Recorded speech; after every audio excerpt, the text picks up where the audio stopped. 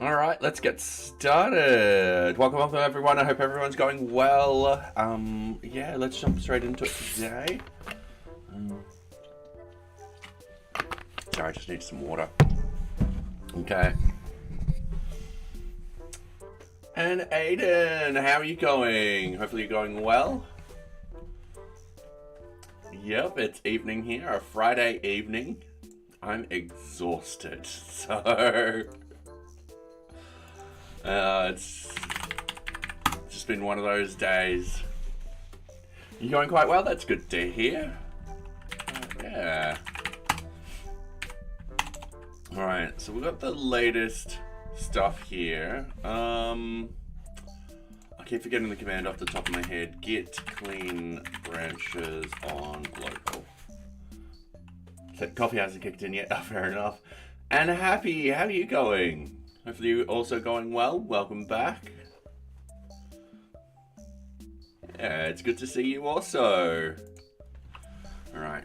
I know I did something. What's the matter? What are you meowing at? Alright, come over here. I think it's this one. Or this one.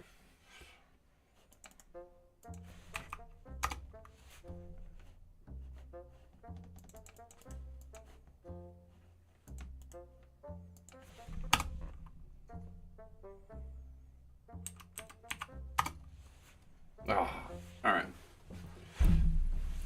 And welcome, Akpi. From Nigeria, wow. And I do apologize if I get your name wrong. I'm terrible with new names and so forth like that. So, yeah. Welcome, welcome. I do hope you are enjoying my content. Alright. You're good. Thank you, thank you. Okay, that's good to hear, Happy. So, yeah. Alright, so we've done 13 out of the 20 API fixes. We're going to move on to the 14th one tonight. So we want to open up NearBeach, views, API. We've done the available and object data. And we should be able to see the documentation very quickly. So yeah, is Socks in a mischievous mood today? We don't know yet. She probably is. She probably is. All right, let's, there we go.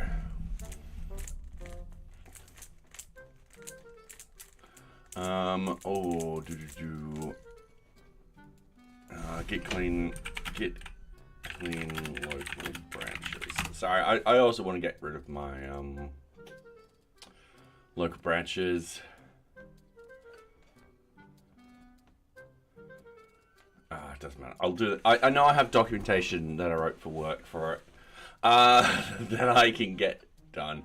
Alright, so we haven't done the change to. I'm just wondering what one we'll tackle next. I do believe we've done the project. I think the next one we want to tackle is the task. Because the task and project are very, very similar. We can actually copy and paste quite a lot of the stuff and just change it from project to task very, very easily. Now, this is complaining because it actually wants 2 lines in between there. So, yeah, let's do that. And then, how many streams do I have left? So tonight, 1, 2, 3, 4. 4 for this month. And then, excluding tonight, so 5 technically. So I need to at least do 2 a stream almost to get this completed.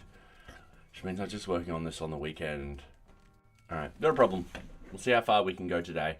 The good news is I figured out a lot of the heavy lifting. So, yeah, I don't need to figure out a lot of that. So we're just going to paste all of this in. We've got this. So we're going to go up here and just copy this one line. We're just going to paste it above there.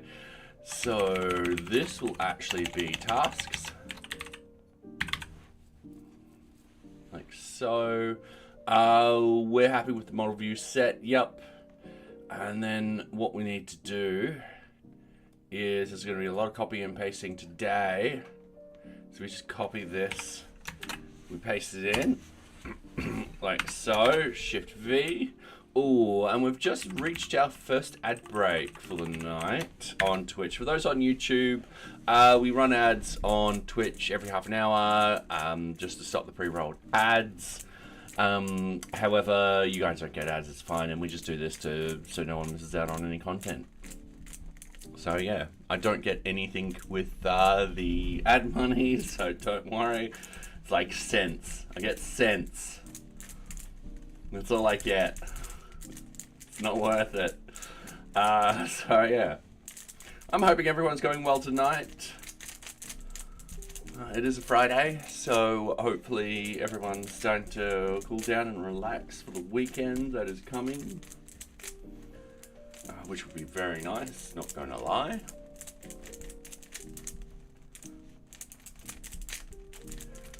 Alright, and I've almost finished this cube. Oops, wrong way. There we go. Rubik's Cube completed. Where are we with our ads? We've got about 20 seconds with the ads left. And Socks is moving around. We'll bring her back. She'll be like, no.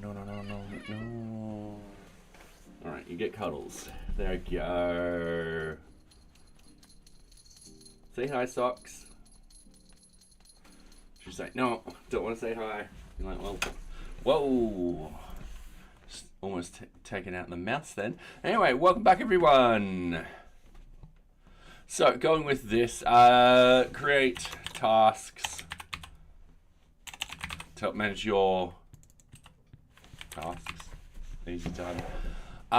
We just need to double confirm all of these. That's easy. That's just us copying, pasting, and then doing an example, which should not take long. Now the examples themselves, that will belong up there. That's perfectly fine.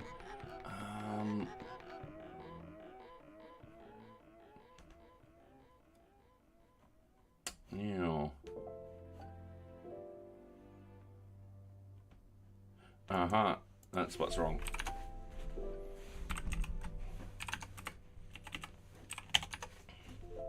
So I'm just getting everything formatted correctly. And hi, Gaming Face, how are you going? Hopefully you're going well. Welcome, welcome.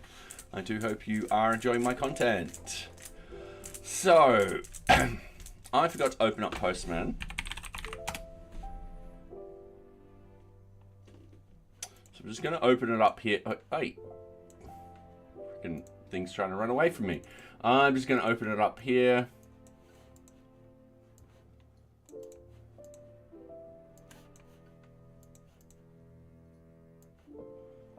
Like so. Alright. So, what I want to do, I want to go to tasks. I want to open up Team Leader. I want to go with the post. I want to hit the body. And I just want to copy these. And essentially, we're just pasting them in here. Actually,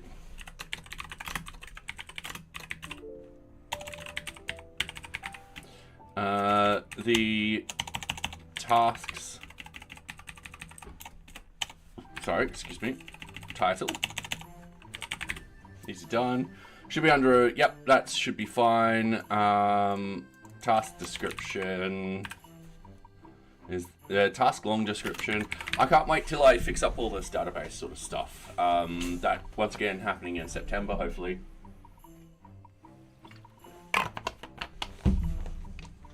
And then a lot of this will be very generic. Alright, so end date, start date, should be an intro, corrected. Group list, yep, alright, cool. So I'm just gonna grab all of this now.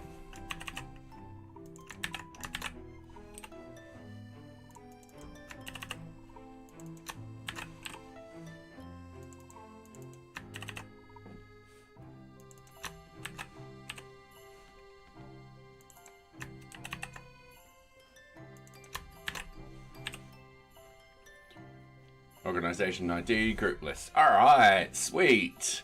So there's our example.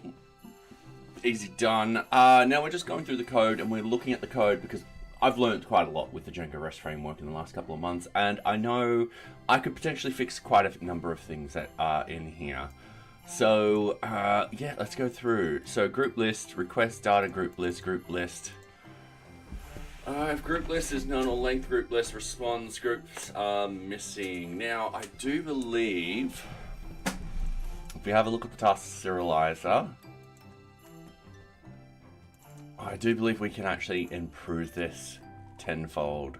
So, opening up the serializers, I'm going to click on the project serializer very quickly. I'm just double checking sort of stuff with the group list, serializer primary key related field, min equals true, min equals true, required equals true, write only equals true. Alright, so that's perfectly fine. We do need to actually change this into a model serializer. And we need to, up here, put in task. Then we need a class meta. And then we'll have a model equals task. And we'll have the fields equals, and then we'll go through the fields that we're getting. Now,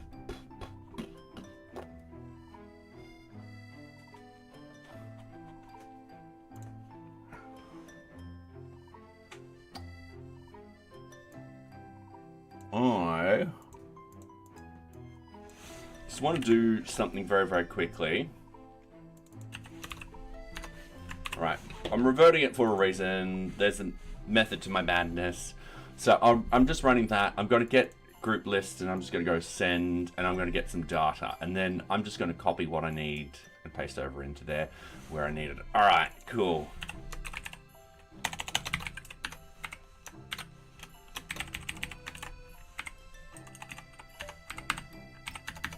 So, we've got to pick an order for this.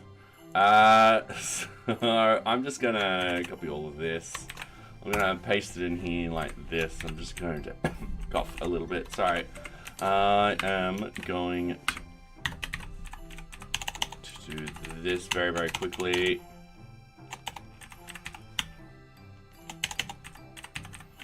One day I'll learn all of the little tricks and tips of Vim.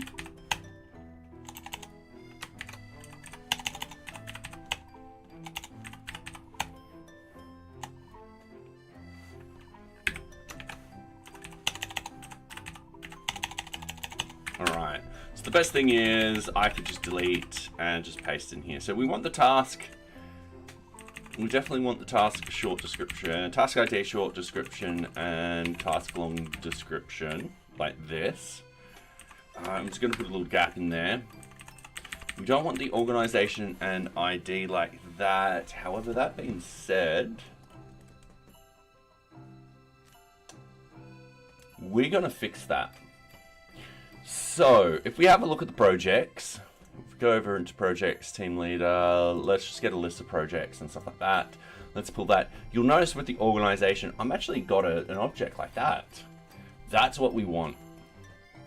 So, we're going to do the same over here. So, this no longer becomes that. And what we actually want to do is we want to just yank that, paste it in. We're going to import this thing. Easy done. And that's it. So down here, we'll have organization. But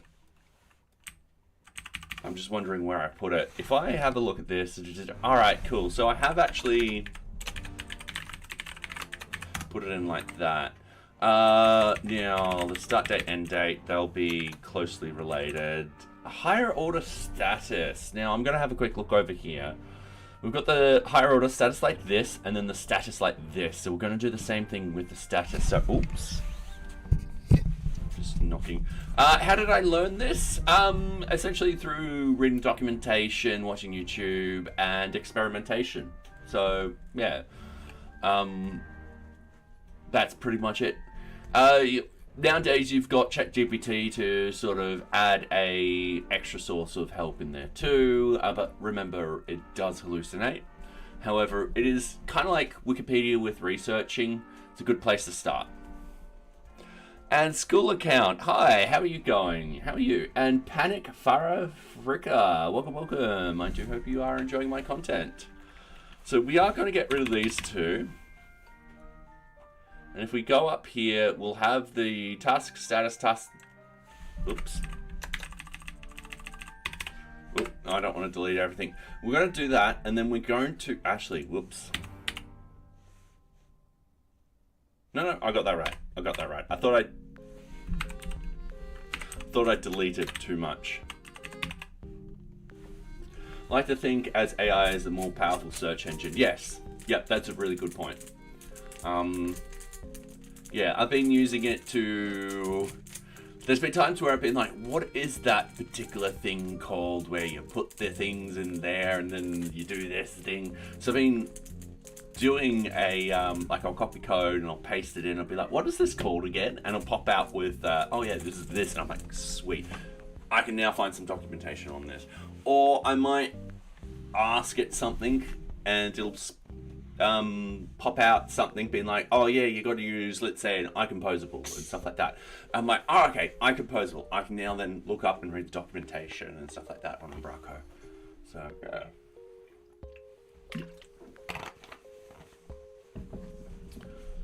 So yeah, it is a great tool, but yeah, like most other tools, it's not the only tool you use.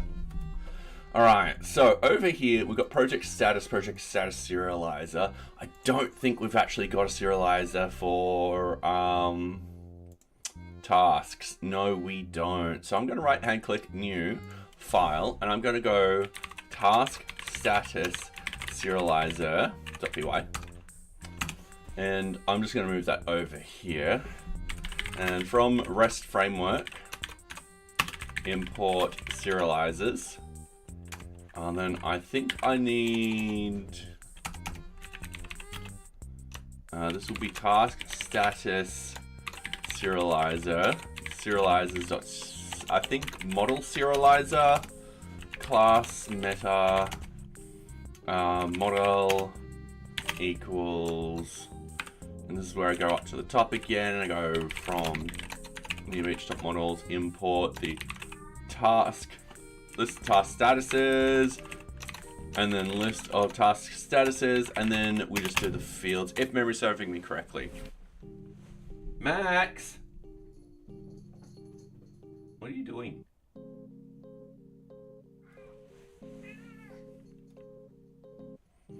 Do I teach how to code? No, I haven't.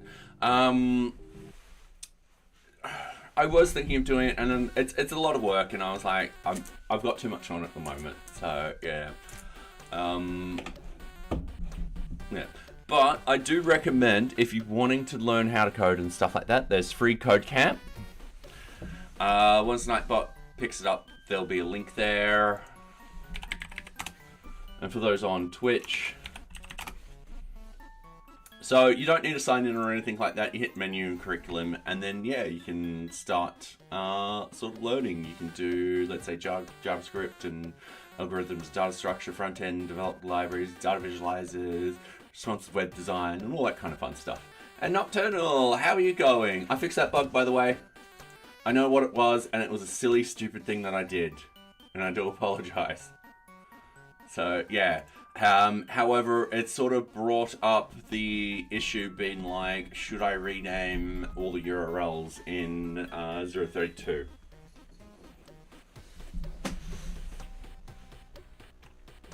I would have bothered Pip. Anyway, I'm going to have a quick look at project serializers. Oh, sorry, project status serializer. Yep. I just have the task status ID and the task status. Easy done. And that's it. I'm double checking that I've got all of this right. Yeah, that's pretty much it. It's a very simple, easy serializer. So back in the task serializer, we now go task status equals the task status serializer. We go many equals false, read only equals false, and allow null equals false. Now we've got a little bit more to do with that. Oh, that's okay, gaming face. What's a good alternative to depending on AI for most of my coding projects? I'm interested in game and mobile app development. All right, cool. So my recommendation whenever learning something is to build a project. Don't build something big, build something small, something you can complete in a day. All right. That, for example, if we were looking at gaming, let's just pretend that's a monitor. I'm terrible at drawing. The first thing you want to sort of do is render a triangle. Let's say you now know how to do that. Be able to spin the triangle around using your keys. All right, cool. The next one, spin and move the triangle around the screen and stuff like that, and slowly build up. Just start with something small, do that, move on to the next thing, do the next small thing, and so forth like that. After a while, come back to those early projects, look at them, and be like, oh, I know how to do these a lot better now, and do them. Yeah. The other sort of alternatives is there's always books. I like to go to Humble Bundle. Oops, not the games.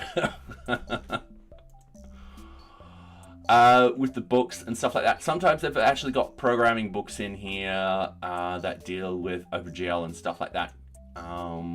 Or Vulkan or DirectX and so forth like that. Books are a good resource.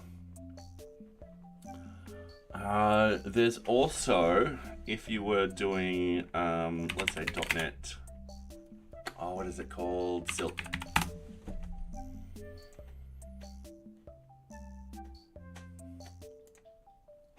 Let's say you were literally learning and stuff like that, actually visiting the documentation is good too. So for example, this is Silk for .NET.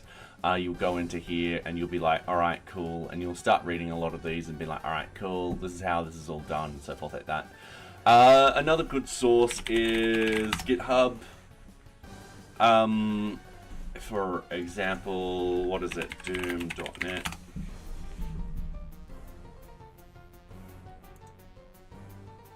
You got open source project libraries out there. For example, this is Managed Doom. It's essentially Doom rewritten using .NET.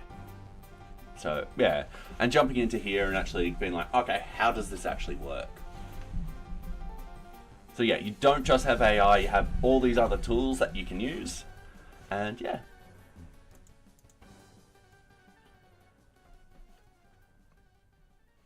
Now, task serializer, I need to import that. Easy done. We do need to do something else. In the get fields, you'll notice over here with the post. No, we don't actually, yeah.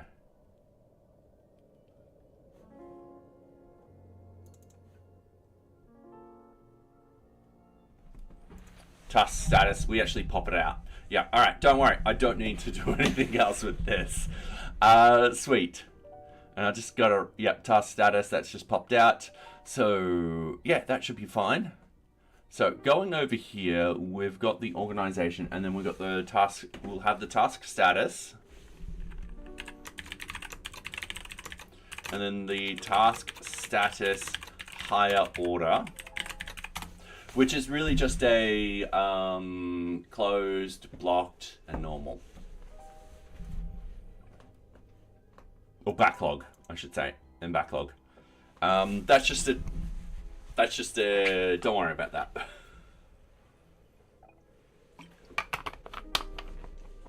And then we got priorities. So, we'll delete those.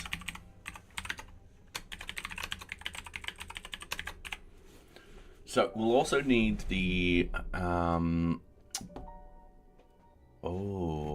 do we do it for the project again? Let's have a quick look. Project name, project priority, enum field. Oh, cool. It's just an enum field. All right. Element OP, QRS, priority name. All right. we don't need this anymore. Task priority, we're just going to rewrite this. Equals enum field enum equals object priority. Easy done. And Adam D. Dev, thank you very much for the follow. Welcome, welcome. I do hope you are enjoying my content. My stream manager's just crashed out. There you go. That's a lot better. Yeah, welcome, welcome. I do hope you are enjoying my content. All right, we'll need to import this enum field. I'm just cheating by clicking on these and being like, done. We'll need to get rid of this one. Easy done. So we've got the task priority, and then we'll have the story point.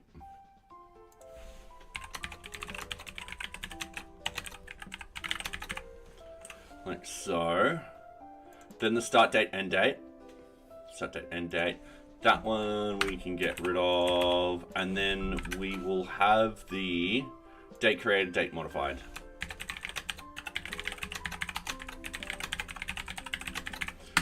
Done. All right. So we can get rid of that.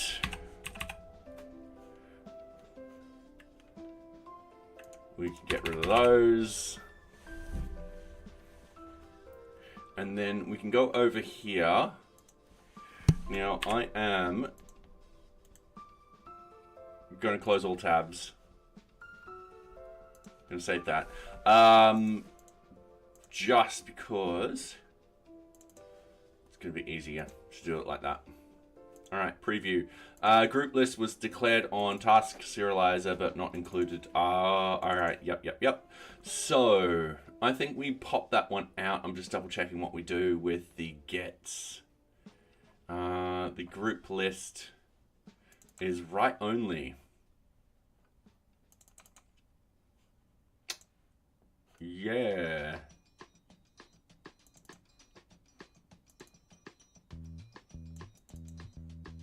On the task serializer,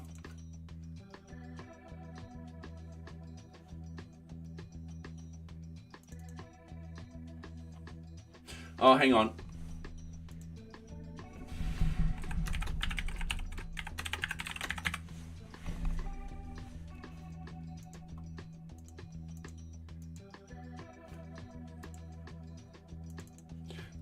All right, it wants these extra fields in, even though they're write only.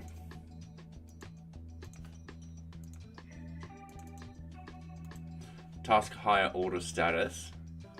Ah, I spelled it wrong. There you go. It's done. Easy mistake to happen. All right. Going through. I'm just doing the hurdles at the moment. Okay, I'm just going to copy this. I've clearly done fucked up. There we go. All right, send. There we go. There's our JSON. Perfect. Okay, so we fixed up the serializer. I'm happy with the serializer now. It's going to be a lot easier. Let's do this one. Yep, cool. The task one should fail. Yep. The put needs organization. Oh, organization and task status. So task status is required.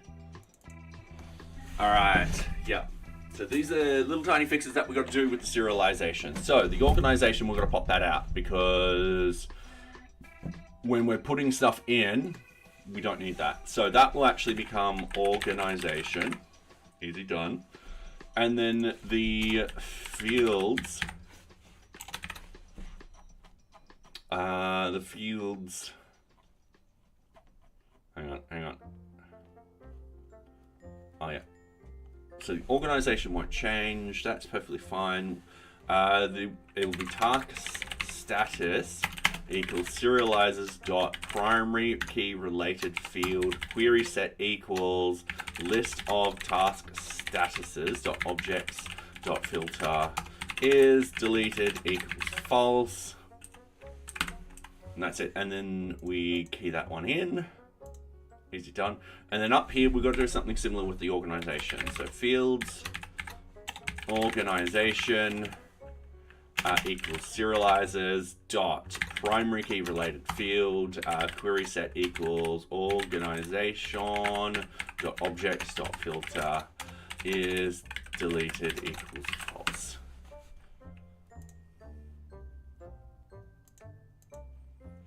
All right, easy.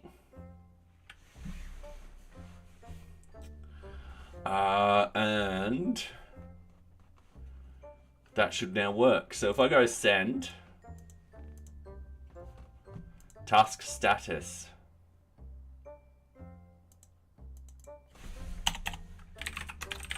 sorry, I accidentally edited the input. Oh, task priority accepted a number, but all right, we're gonna fix that in a minute. That is perfectly fine. We've changed the structure of everything. Of course, it's going to change. So I'm going to quickly test the post. Organization, this field is required. I think I got organization ID up here. That is correct. We now just do organization. Bit of a change, but hey. Organization matching query doesn't exist.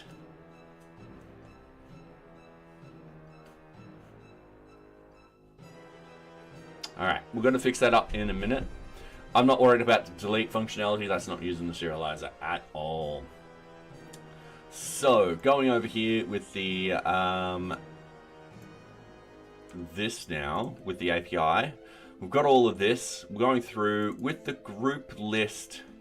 I'm just going to see what we did with the project. Yeah, we still do a check here, and we just go groups are missing if they're missing and so forth like that. Gather instances, we no longer need to do that. That would be, yeah, all right. So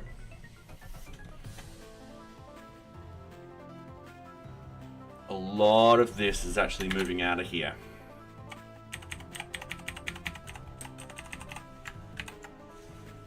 You might be wondering what the hell is happening. Created task equals serializer dot save, and then we got change user equals request dot user, and then what else did we have in there? We had creation user equals request dot user, and that's about it. So we're moving a lot of this out of here. This will be create task ID. That's perfectly fine. We then want to reserialize stuff.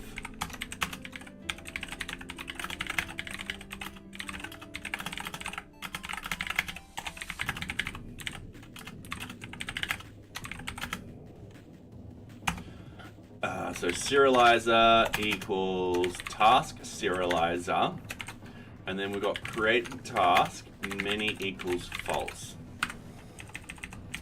and then in here we'll have data equals serializer.data, and that's pretty much it. We will need to handle this now. So I'm going to go into the task serializer. We're going to go back into here. We're going to have a look at the created field.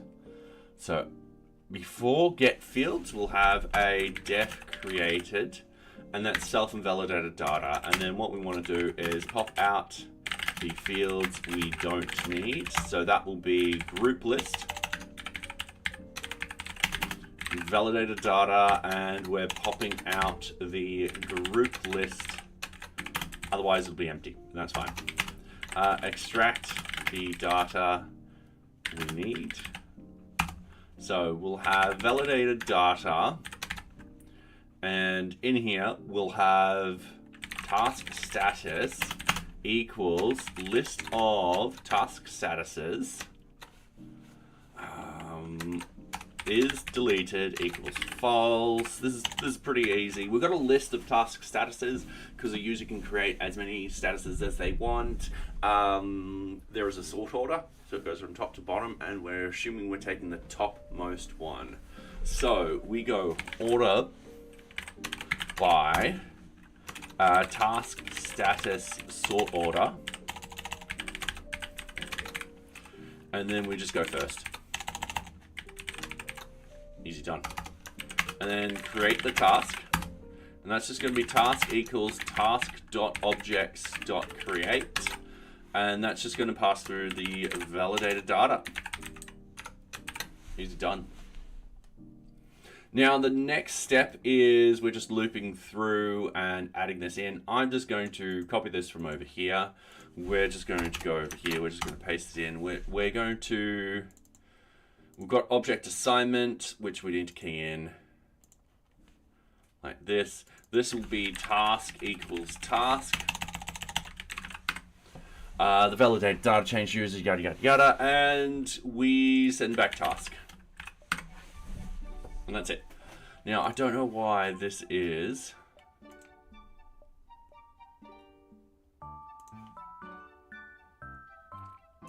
Did I get that wrong?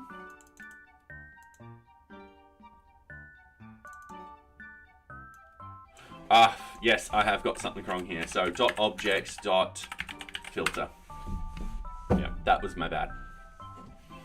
Easy fix. All right, so.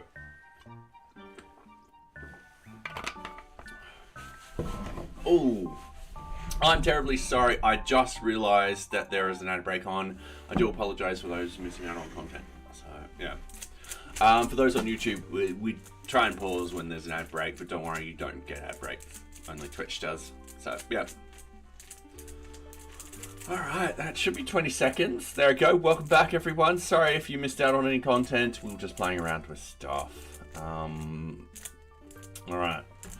So we've done the create. We're quite happy with that. If we go into here, we've got the organization instance. We get the first all of that. We then submit the stuff, and we do the exact same stuff over here. However, it's a lot easier doing it that way. So that one's done. Easy done. So now we do the destroy. Oh, Alright.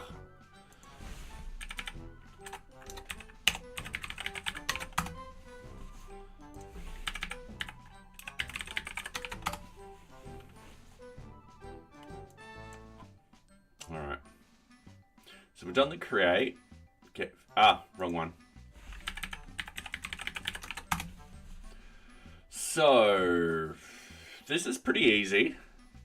And hello, marvelous Olawal. I do apologize if I pronounced your name wrong. I am terrible with new names. Welcome, welcome. I do hope you are enjoying my content. As we literally just copy this, go over here, paste it in, and then we just go, and then we like description, delete tasks. That's it. Yeah, like that's all we needed to do there. And then we got the lists, which we copy that. We just go down here. We paste that in. We go, all right, cool. Do it like that. List all tasks within NearBeach. Pagination is on the list. All right, cool. Yep. So we've got to implement pagination into here too. Easy done. Not a problem. It won't take us long to do. So, good news is we can now get rid of these lines, and we've got the object assignment results, which is perfectly fine. If we go down to the task results, you'll see we do something like this. We just do something like that. And then what I'm going to do is I'm just going to copy that information.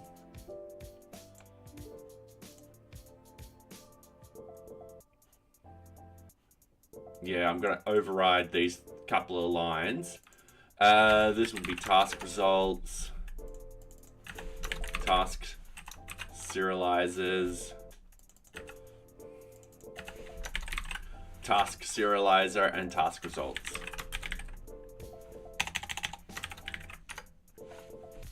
Easy done. Can you please teach me web development from scratch? I can't teach you. That would take way too long, but we do have free code camp.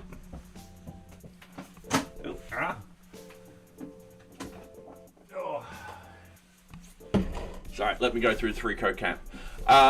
So free code camp, You don't need to sign up or anything like that. Just hit menu and curriculum. And essentially, it's got a bunch of different lessons in here. So if you wanted to learn responsive web design or JavaScript algorithms or React, data visualization and so forth like that, yeah, you can learn here. Otherwise, you got documentation and stuff like that. So it depends what type of web development you want to do too. Like there's front end, back end. There's hosting it, the system administration side of it, and so forth like that. Sorry, I'm just burping like there's no tomorrow. The retrieve. We're just going to copy this.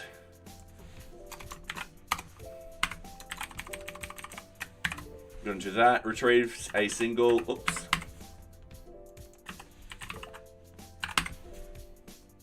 Okay. Now with the retrieve, we're fine with that. That's fine. That code's staying the same.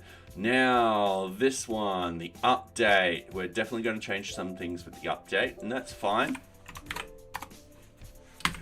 This is a lot easier now that we've actually figured it out, how we're going to structure everything and stuff like that. It's literally copy and paste. I want to learn full stack web development. All right, so my recommendation. Yeah, free code camp. If you wanted to get something up really, really quick and easy, WordPress. You can find something called the Sage WordPress template, which is a starter theme. So essentially you would set this up and then you can program that to make it look however you want. So that will get you both the back end and front end. And then you could probably look at hosting, depending how full stack you want to go. Like if you wanted to get into system administration, you'll then look at either Docker or starting up virtual machines and Apache and stuff like that. Or Apache for WordPress. Nginx you can do. Actually, I did at one particular point, but it's really, really tricky and I don't recommend it. So, yeah. And let me get you that link.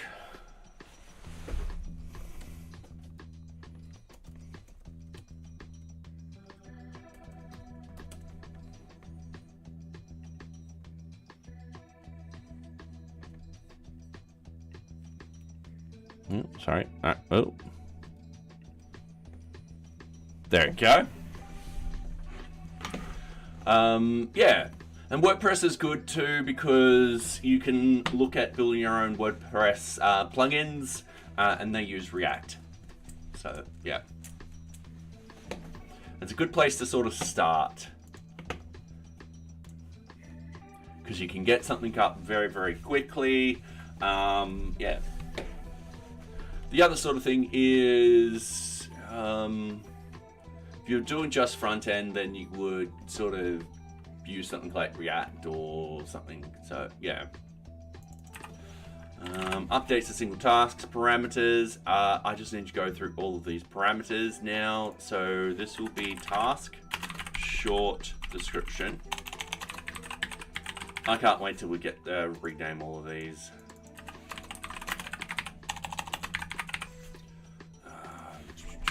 This is going to be the status of the task. All right, task priority. Yep, easy done. And then I want to go with the API going down here. So this is fine. Got this over there. Double check that the project exists. All right, this is where we're doing something different. We are double check the task exists. So query set equals task.objects.filter is deleted equals false. And then what we have is update task equals get objects of 4 of 4, and then we've got the query set, and then we've got pk equals pk, so that's primary key equals primary key. No.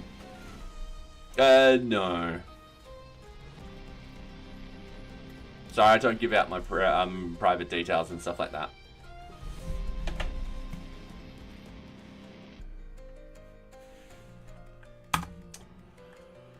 Now, over here. Okay, we just do that. So update task.change user. Do we have that correct? Update task. Change user. Yep. Equals request.user. And then we've got update task equals serializer.update, and then we got update task, and then we got serializer.data. So we're going to write something to actually handle this in a second. And then we reserialize stuff, so we no longer need this. So re-serialize the data. Yeah, for some strange reason, I've actually got a bump in YouTube ratings, viewings lately, which has been nice. So, yeah. To send back complete set to user. So we've got serializer equals, that would be the task serializer, and then we've got update task, and then many equals false, and then we pass through that. So I've got all of that. Which app are you using right now? Okay, so this is PyCharm. If you're talking about my IDE or the editor, however you want to say it.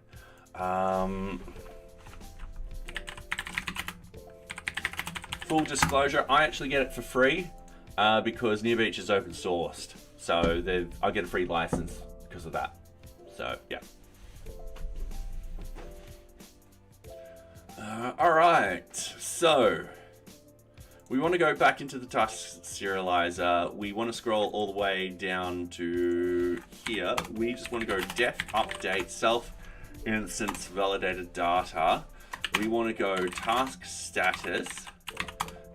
That will be task status ID equals validated data. We want to pop it out of the out of there.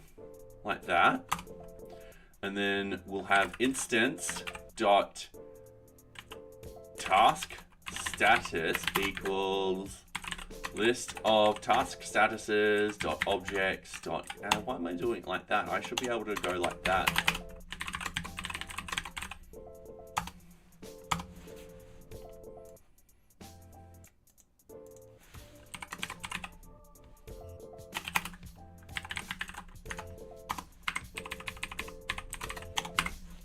Be able to do it like that.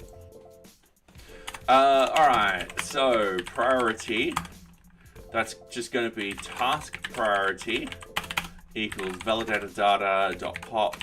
That's going to be task priority, and then that's going to be a 2 as a default, and then instance dot task priority equals task priority and value. Yeah. Alright. I don't think I need the default value there. And then update instance. That will be instance equals super dot update, and then we send through the instance and the validated data. Easy done, and then we return the instance.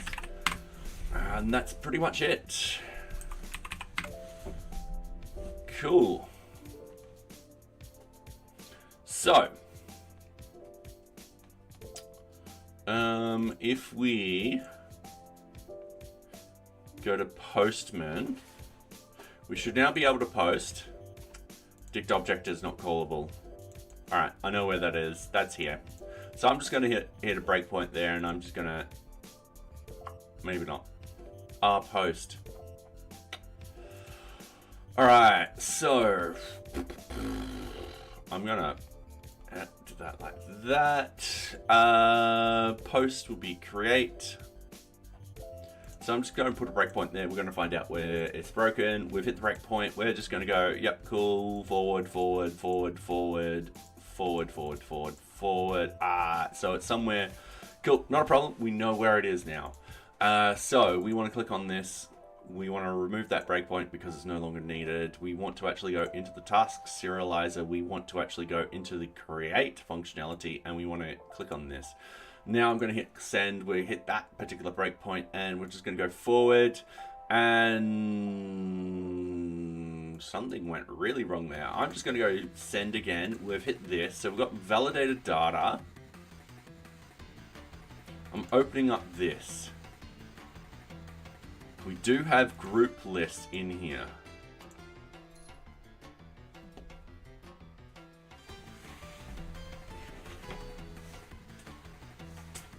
Oh, there's a bug in the, what's the bug?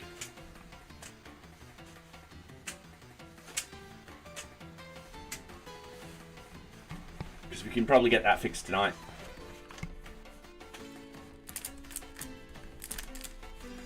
Alright, so what has happened here?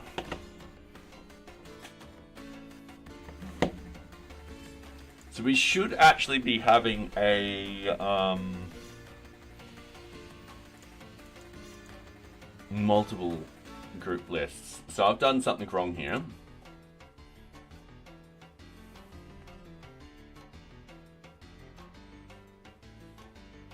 In the query, it's greater and equals when it should be less than or less than equals the last run. Okay. What line?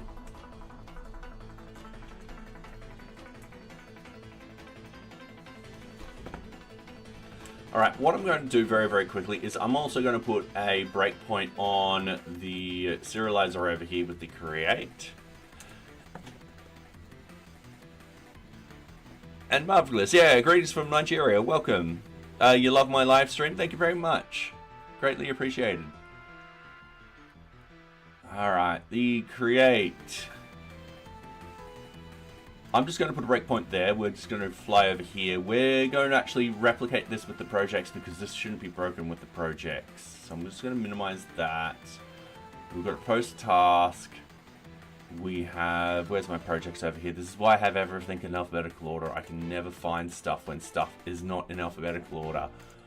Alright, team leader, we're going to post. And Abhijit, how's it going? It's going good. It's going good. I can't complain whatsoever. We are getting just the API updates done pretty well. I've got 7 left, and I'm hoping I get them all done this month, which will be great. So, yeah. Line 185 on yours. Alright, cool. So it should be line 185 on mine also, because I haven't changed it. Anyway, Abhijit, hopefully you're going well. How is it going? And I do apologize if I get your name wrong. I'm terrible with new names. Alright, so we're on the validated data. I'm just clicking on this. Yeah, it's a list here, and it's not a list on our side. So I'm going to have to hit play. I'm going to, so it's a group list, so it's like that here. If we go over here, it's like a group list. Yeah, it's like that over there. So I've got something wrong with the serializers. So if we scroll up, we've got the group list. Primary. Alright, one thing I would do is I'm just going to copy this. Careful, socks. Just going to paste over that. Alright.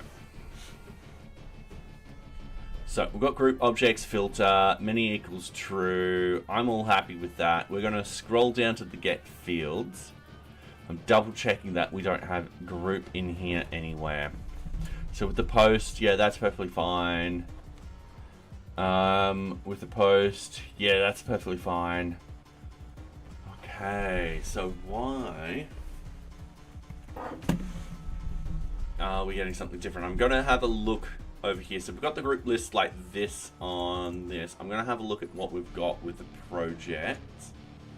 So we've got the created, we've got the group list like this. We don't have many changes here. So I'm just doing it like this so I can actually read it. So we've got the group list, request.data list. Alright, yep, that's perfectly fine. And then we pass through the serializer.save. I'm going to put a breakpoint here, if it lets me. I'm going to hit send. So we're hitting this. I'm going to step over. We're using the same permissions. Yeah, so that should be fine. So with the serializer, if I open up this, we should have data. Oh. Something's not right. Oh, no, I just needed to validate.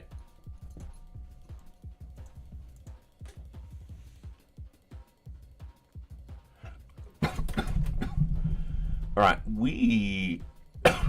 Sorry. We don't see group list in there. Why not?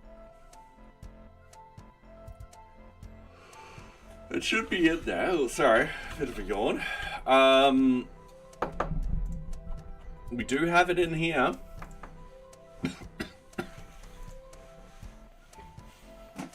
If I step over all of this, we do actually have data.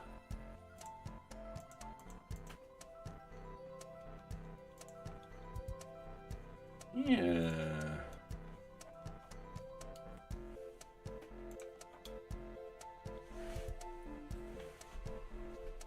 The fact that it did actually hit this is a bit concerning. Alright, I'm just going to hit play. Gonna hit play again.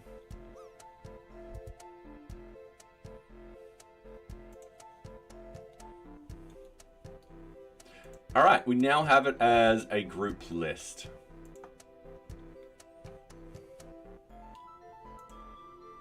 Hold on.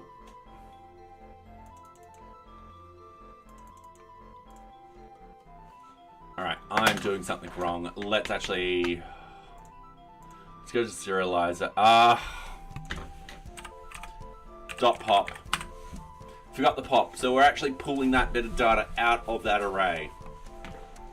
That was the problem. All right, cool. I am going to stop with that. I'm going to hit send. All right, we forgot to take off that breakpoint, and I'm just going to hit play. All right, so this is creating. So it's just created task 3. Easy done, and everything looks really good. All right, so we've got the task. We're going to do the update. Update worked perfectly fine. Easy done. Let's delete task 3. Invalid token. That's perfectly fine because it's a different token and stuff like that.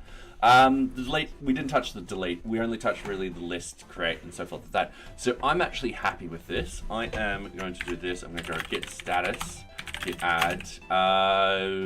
Yep, cool. Git commit. Update the task API. All right, cool. So I'm going to, on my whiteboard, you guys can't see it, but I have a number system and I'm knocking everything off my desk. I've got 13 out of 20 written up here. I'm just writing now 14 out of 20. It's giving me that motivation. Sometimes you just need to do a simple number to be, motivated. All right. Let's have a look at this issue. Close out the tabs. Sorry, I was meant to actually close all tabs. Let's open up incoming ads in 5 minutes. All right, what's the time? It's not even 8. All right, cool. So I've done tasks. I could probably do... All right, focus first. Don't you dare try and step on the mouse. Sorry, Stocks is like, I'm going to step on the mouse. All right. As I try and remember, so under management commands, this would be the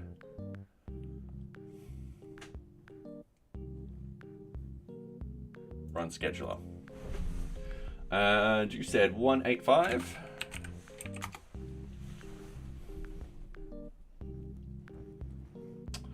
Okay, cool. Potential schedule object, object schedule, where the last run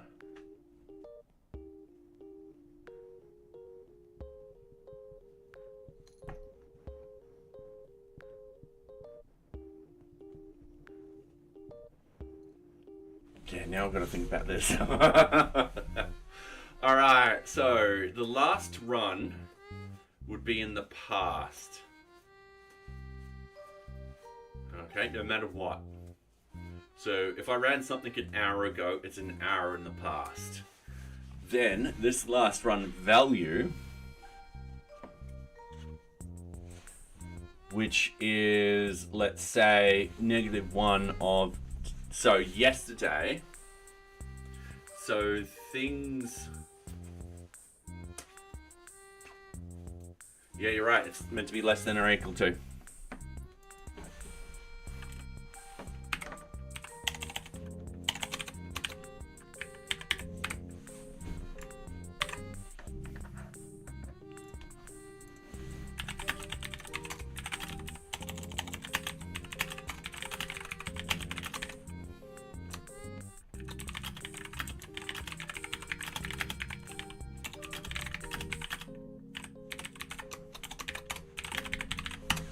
It's always times that sometimes trip me up. So yeah, I'll need to write more unit tests for the scheduler. In fact, I need to write more unit tests for everything. So yeah, that's gonna happen very shortly though. Cause for those that don't know, we're wrapping up 031. What does that mean? That means we're currently NearBeach 0.31. Is what we're building. So one thing we've got to do, we've done the story points, access, we've got to do that, implement, we're doing that at the moment. With the testing, we've got to start doing a lot more unit tests. That way when we actually do start breaking things, and we're going to break things purposely, we have a way of being like, all right, cool, this now works like it used to. Not sure if other places, just the one I was using. All right, let's have a quick look. Cause that will be last run.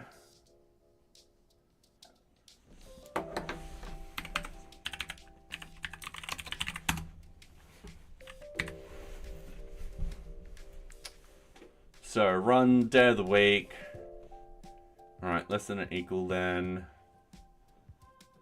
Great. Yeah, it's in a bunch of places.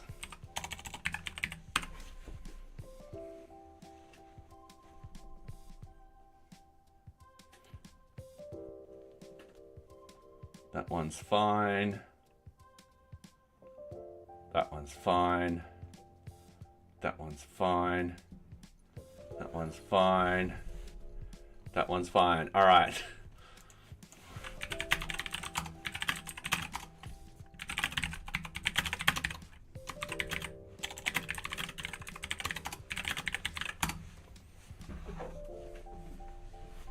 Yes, please. That would be a great help. So, yeah.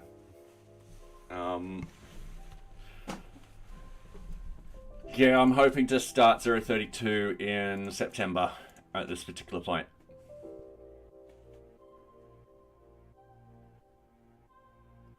Can use amend. Yeah. Yeah, no, I forgot about amend.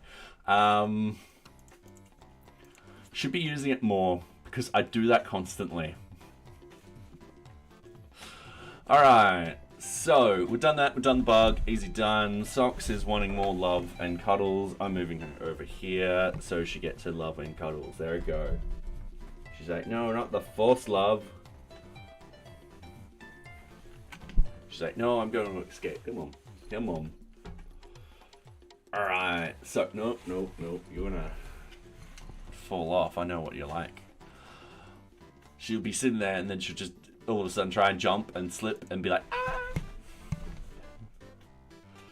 Alright, so NearBeach, views, API. So we've done the projects, we've done the tasks. We could potentially do requirements. We did the Kanban board and Kanban cards. What is left? The change tasks. Coffee. Coffee will be very, very quick. I think we can just do coffee very, very, very, very quickly.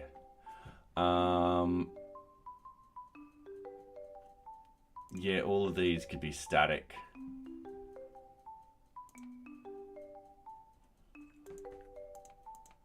Oh, uh-oh. I thought it crashed. I was like, oh no, it stopped responding. No.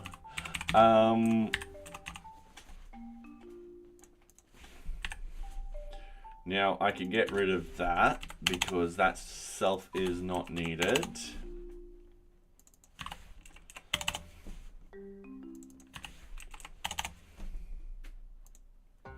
All right, and another thing I need to do is, what is the? I keep forgetting the Swagger documentation I'm using. It's like DRF. Oh.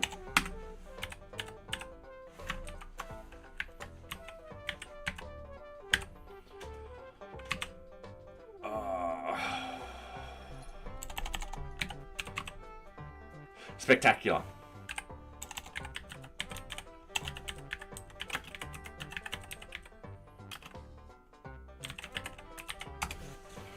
All right. Can you exclude specific paths?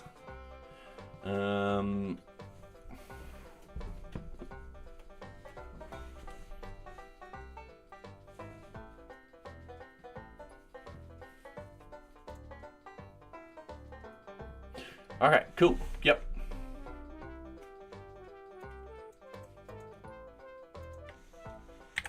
Ah.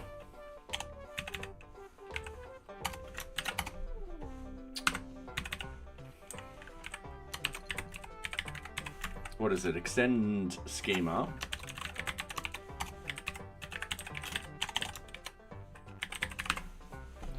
All right, and then we just want to do the DRF stuff. All right, cool. This one was really, really simple. We don't need this one showing. This is actually just an Easter egg / a joke. So, not needed. I can change the whiteboard to 15. All right, we are getting somewhere now. Okay. So, now we've got that. What do we have left? We've got the change tasks left. Put the customer API. Sorry, customer API looks like it's done. Customer API is done. Sorry, my bad. Kanban board, Kanban card is done. Organization is done. Project is done. We've got the request for change, requirement item, and sprint. Yeah, 5 left. All right. Sweet. So, having a look at this.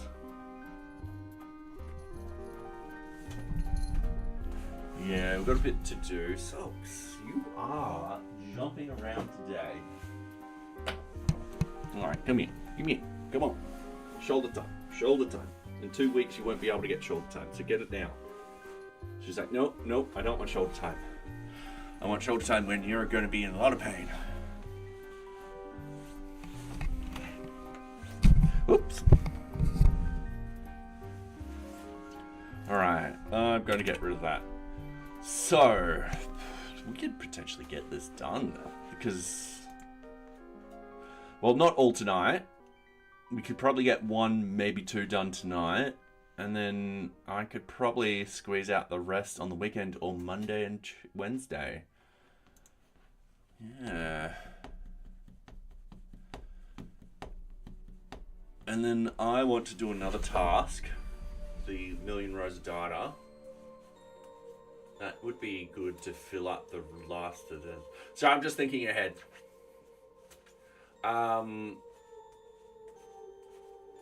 Yeah. All right. Cool. I've got my whiteboard. I've got a bunch of notes on my whiteboard. And I need to start doing a lot of them. And Rubalk Holly. Welcome. I do hope you are enjoying my content. So yeah, we are editing the API. Now I'm going to close these other ones because it's best to keep focus on what we're focusing on. I am going to open, however, probably the Kanban card because it's a sub-object. We can extract the documentation from here and edit it to notify the user, hey, the destination location, they should be matching the requirement, which is the parent object of the requirement of the change task. So yeah. First things first, let's scroll all the way up to the top. Ooh.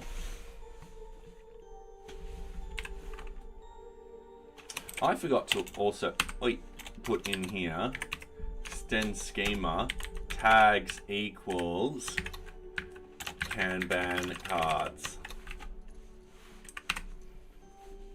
Send on here, complete noob in programming. I have no idea what's going on. No, that's fair enough. Don't worry, we're all there one day.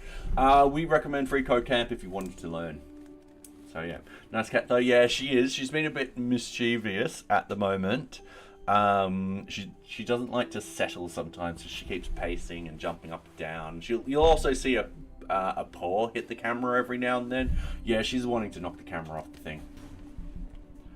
So yeah, she's a cheeky one. Extend schema tags equals, and this will be change tasks.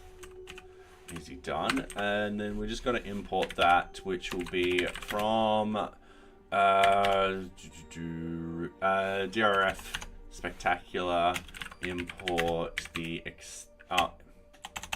dot extensions, import the I forgot what the library is. Utils.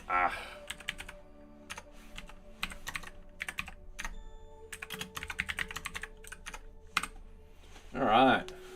Yeah, she's cheeky. She's very, very cheeky.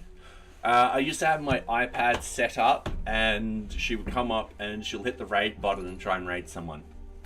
Because she's just replicating what I've done on it. So yeah. I don't want to... Yeah, you can ask a question. That's perfectly fine. I don't mind answering them. I don't know if I can give you a good answer though. Yeah. I'll try. Alright, so we are... I need to minimize that. We are literally just going to copy all of this.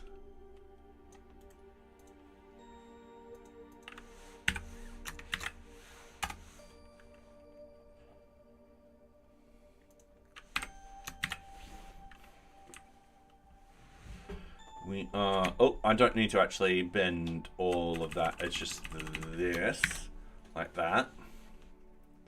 Alright, cool. Description. Create change task. Alright, cool. Create a change task against the request for change. So that's pretty much that. And lightning. Sorry, not lightning. Light speed. Light speed. There we go. The 5 didn't register then, and my brain just went light speed, light speed. How are you? Sorry, I'm having one of those days. How have you been? Hopefully you've been well. All right, I need to go over here. I'm just going to close all tabs. We don't need them all open. I'm going to minimize this. I'm going to minimize this one. I'm going to minimize this one. We want change tasks and they're down here. I've got to reorder this. This is really driving me nuts how it isn't in alphabetical order. We want not the get, but we got to also fix this up. I'm going to fix this up next. But we're going to do the... Are we doing the list first? Oh, we're doing the crate first. Alright. You started full stack courses on Free Code Camp. Oh, fair enough. Yep. But I'm also thinking about Python. Seems like a good language to learn fundamentals. Is there any cool basic project that has everyone could do to learn Python? It depends what you want to do with Python. So Python is extremely broad as a language. It does quite a lot of things. It does AI stuff. It does data analysis stuff. You can do web development stuff with it. You can automate, for example, web scraping. That's how I got into Python, except it wasn't web scraping. It was automating my job. So if we were saying you wanted to learn Python and for web development, then I would recommend jumping on either Django or Flask, which are both model view controllers, web frameworks, and just learning how to do those. And you can pick it up pretty quickly, especially if you've learned another language. I see you on CM Griffin all the time. You don't remember. Sorry, Lightspeed. Yep, sorry. I'm just having one of those nights.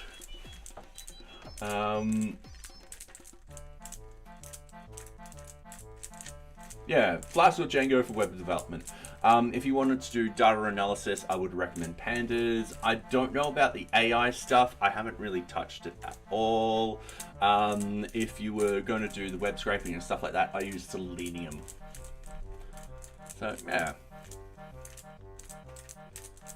Alright, so in here, I'm just going to do that. We've got the parameters. We're just going to QA task, change task title. Oops.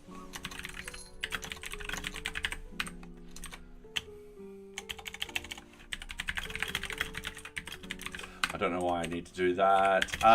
The change task. Now this will be, there's no description in here. PyTorch. Oh, yeah, that's for the AI stuff. Yeah, I haven't actually touched any of that.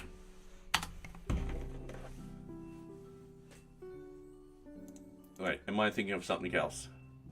Machine learned. Yep. PyTorch. I haven't touched it. So, yeah.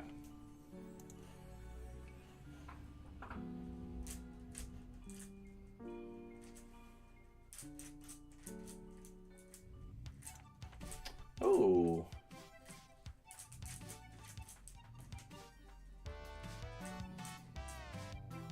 Well, that's kind of cool.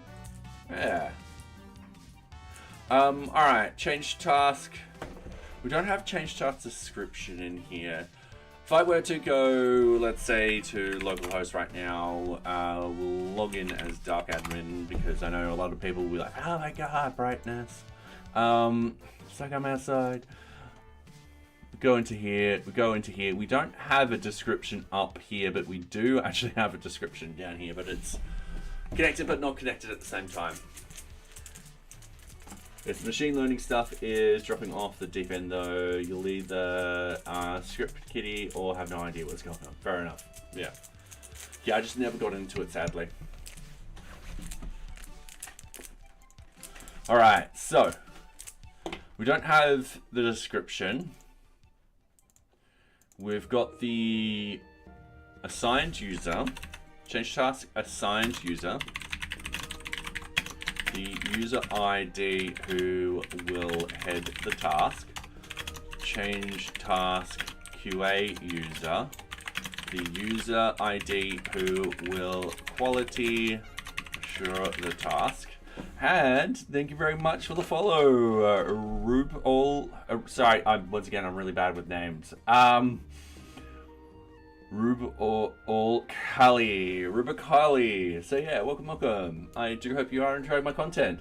Also, is there like the best code editor? I keep hearing about NearBeach and Cursor. The best code editor is the one which you work most productively in. If you're just starting out, feel free to try them all. That's my recommendation. Try them all. You'll come across something that you prefer to use and you'll start using it. Now you'll see I use PyCharm. I get it for free. So I actually have an open source license from JetBrains. I've also added on the Vim bindings to it because I really like the Vim bindings. Really awkward when I'm using Visual Studio at work and I start typing in Vim bindings and it just adds stuff to the code and I'm just like, oh yeah, I don't have that ability here. So yeah. NearVim is good. Yep. I haven't personally set up NearVim yet. VS Code with AIG. I haven't also used Cursor, but yeah, feel free to try them all out. You'll find one which you like, and you're like, you know what, this is fine. This is perfect. I get my job done in here. All right, change task title. So we've done those three. Start date and end date, and we don't need any of those.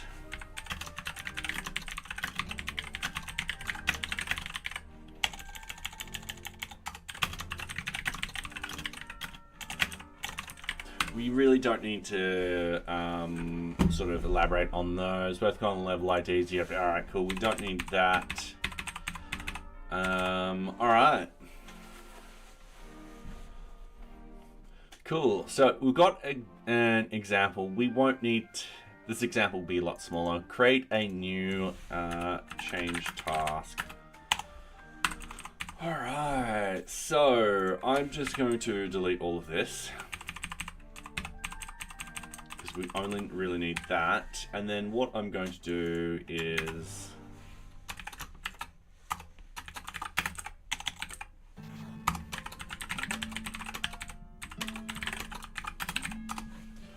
I'm going to have this all in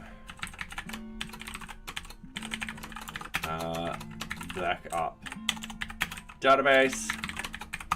Easy done. And then the change task start date, whoops, change task end date,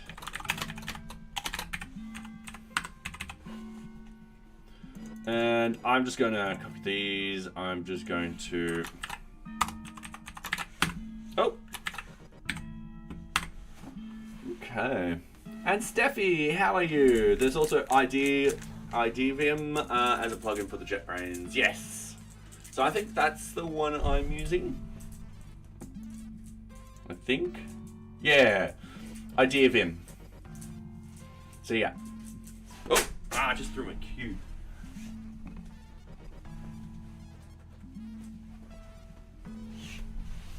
Yeah. All right. Oh yeah, and V bindings for VS Code. Yep. So at work, I mainly use VS Code. Visual Studio, mainly because I do quite a lot of .NET stuff. Yeah. JavaScript really the nightmare language. I read about it online. Every single language is a nightmare language. So yeah, it like every single language has its own sort of quirks and so forth like that. If you know the quirks, you work around those particular quirks and it becomes less of a nightmare as you go on. So yeah. I actually build web applications. So I use a lot of Embraco and .NET. I don't market anything, so yeah. Alright, so the create has been done. Now, let's start working on the serializer for this. So we're going to open up this. We're going to open up the serializers and we're going to open up the change task serializer. We're going to minimize this and we're going to go through. So straight away, task status, change task status, that one we're going to get rid of. Boom.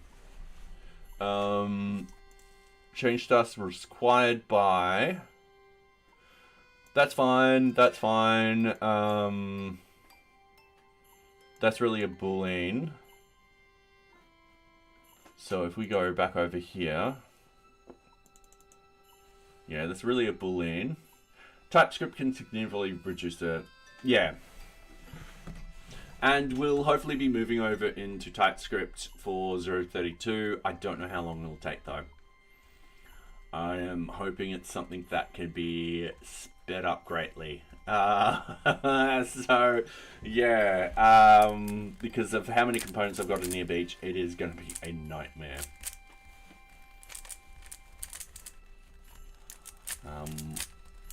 Yeah, one of these days. Getting types everywhere. Oh, that was glorious.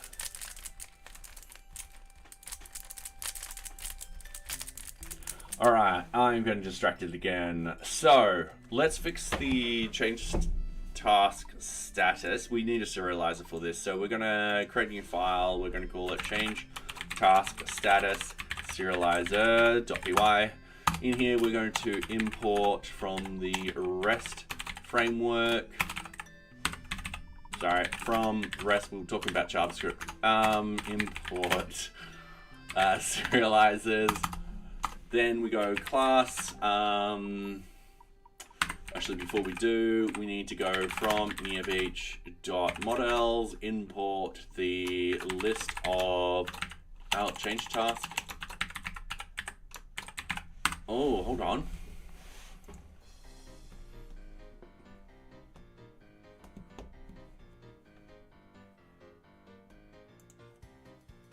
These are set in stone.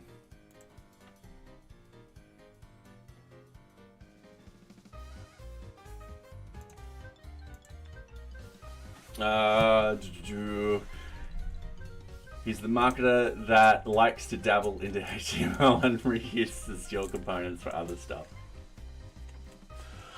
Alright, so this isn't what we think it is.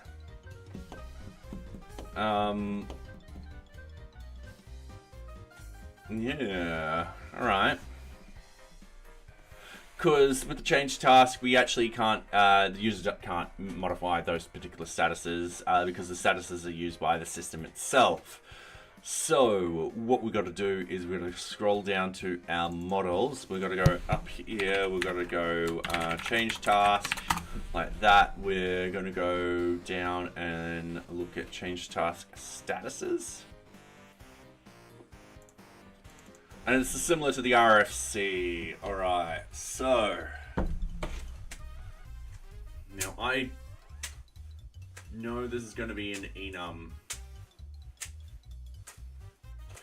Yes, it is actually quite cold at the moment. We hit 7 degrees Celsius last night, and today wasn't any better.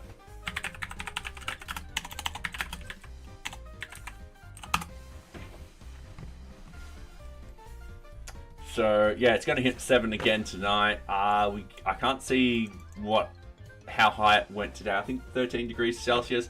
For those wondering what 10 degrees Celsius is in Fahrenheit, that's 50. So I just don't have the heater running at the moment. Gas is expensive. So yeah.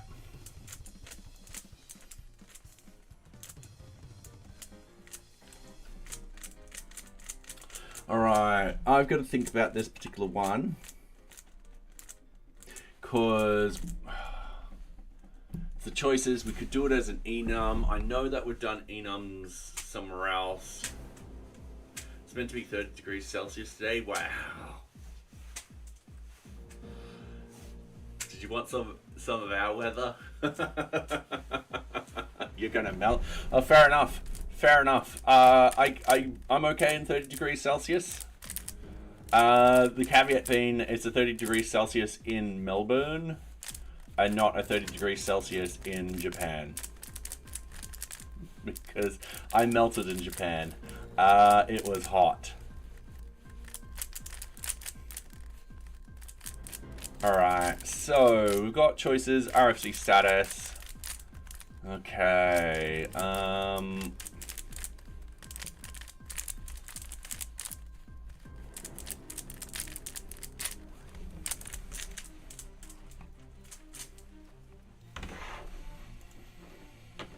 Alright, if we go over here, and we look at the change task status ID and the change task, yeah, we kind of want it in that broken up. 27's nice. 27's actually really, really nice. I prefer low 20s. I reckon 25 is really, really nice, you know. My garden loves a lovely 25 degrees Celsius day. Alright, so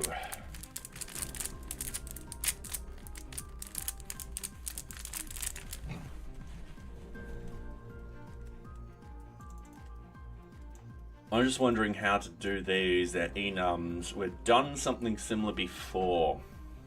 I'm trying to remember where.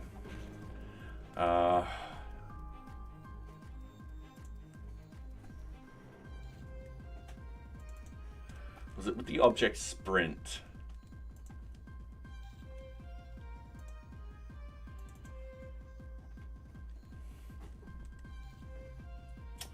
No.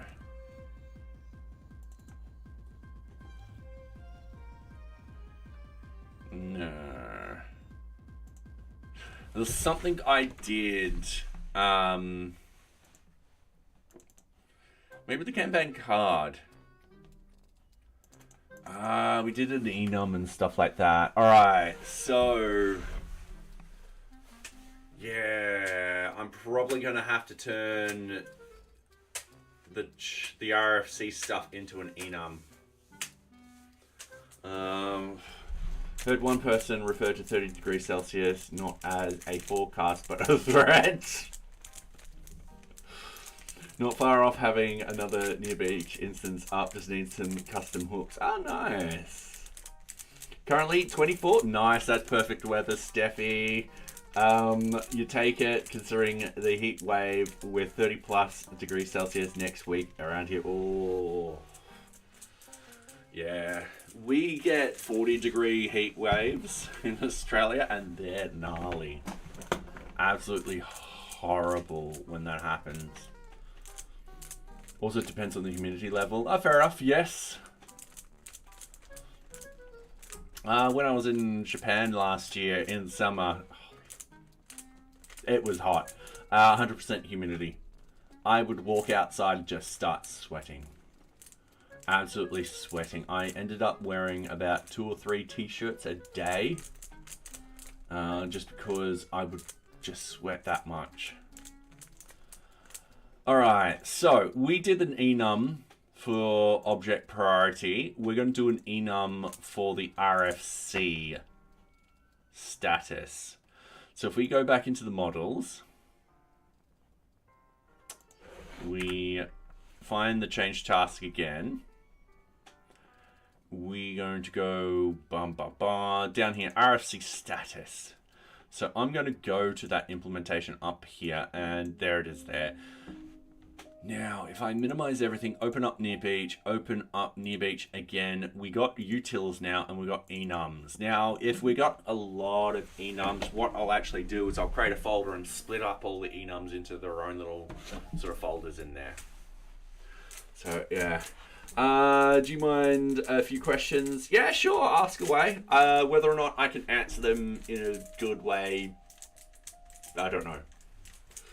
In Central Europe, it feels like 40 degrees due to the humidity. Yeah. Yeah, the 100% humidity does add on to the temperature, what it feels like. It is gnarly when it's that hot. Like, holy hell. Alright, so I'm going to put the models over here. We are going to open up the enums, and it's going to be a one-to-one type of thing. Now, RFC... element OPQ. Alright, cool. It goes after.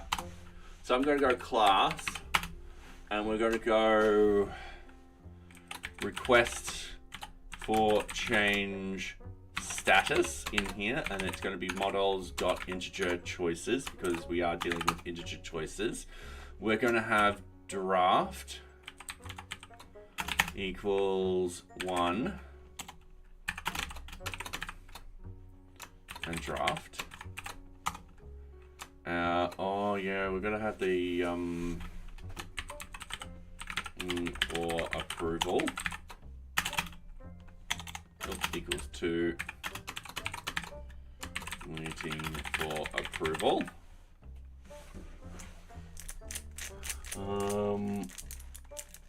How do you exactly contribute to open source? Do you just add functionality on your own?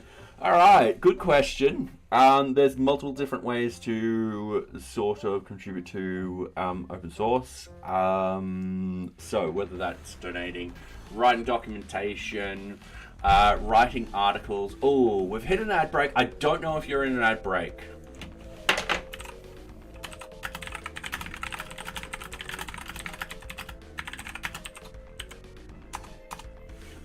So I will answer that when we get back from the ad break, because it is a good question. In the meantime, I'm actually going to grab some water. I'm actually really thirsty, so I'll be right back.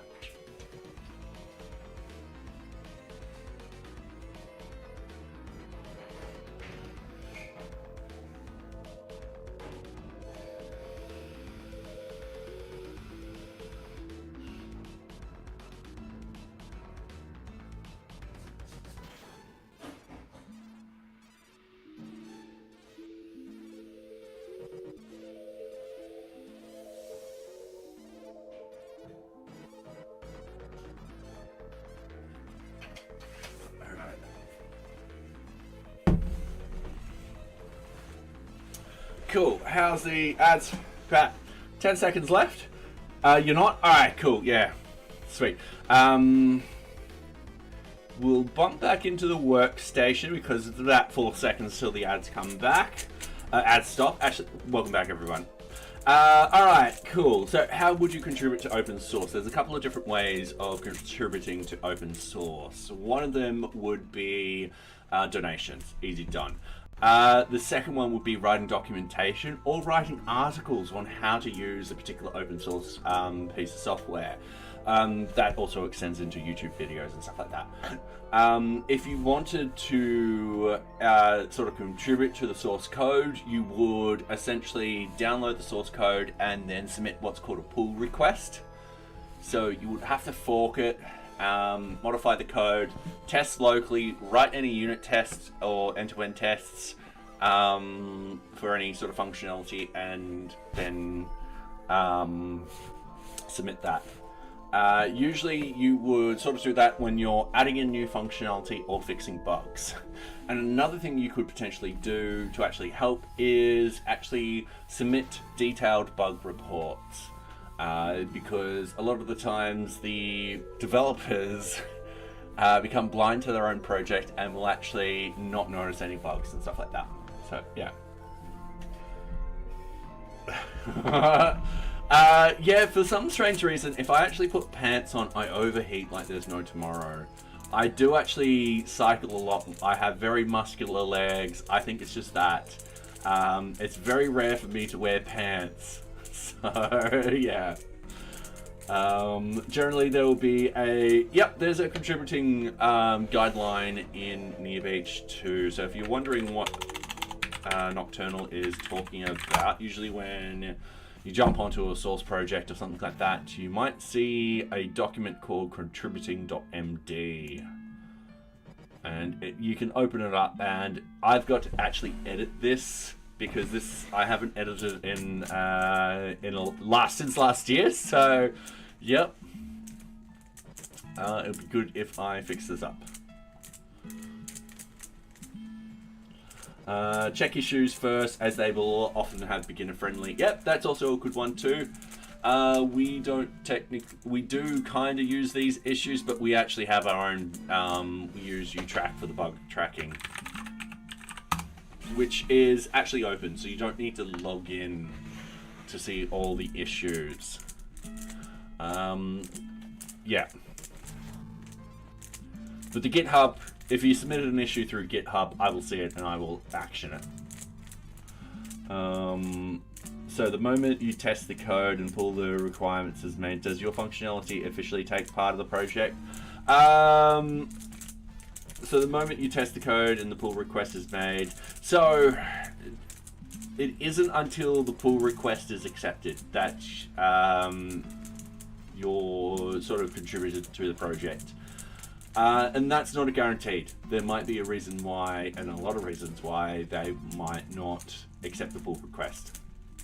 And so forth like that. So, but otherwise, let's say you did do a pull request, it gets accepted. Yes, you have contributed to that open source project. And 30 Marty, thank you very much for the follow. Welcome, I do hope you are enjoying my content. And we finally remade the 1,000 followers. We did that, I think, a week or two ago. We made it to 1,000, and then essentially Twitch has come along and removed the bots, which is fine. So yeah, I think they've got to check around about the 1,000 mark.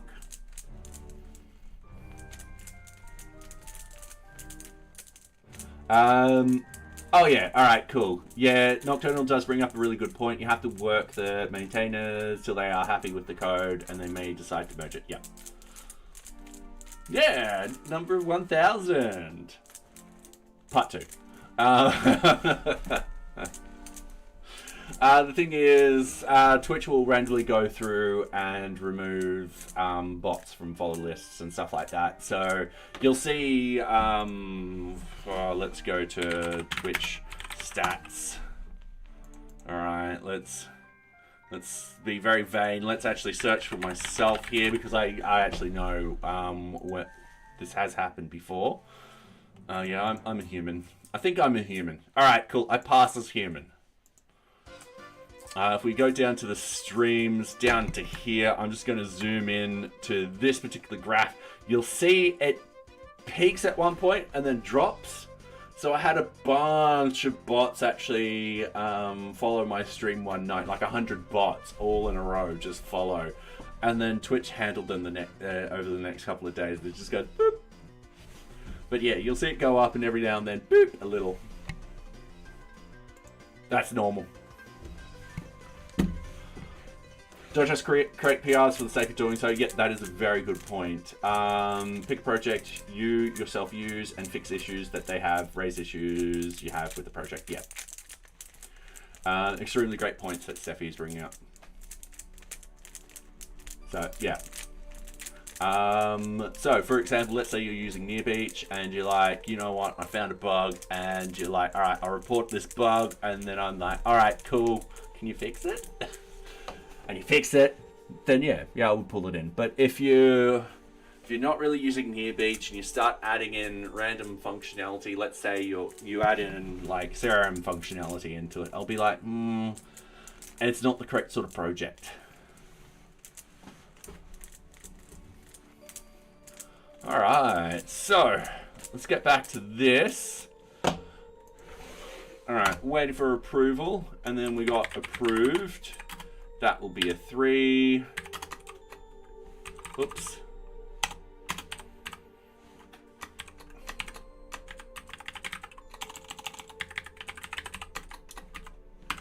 All right, what I'm going to do is, whoa.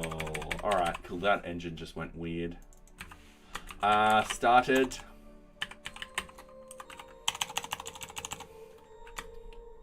Finished. Rejected. So these are all the statuses for a request for change in a change task. These are system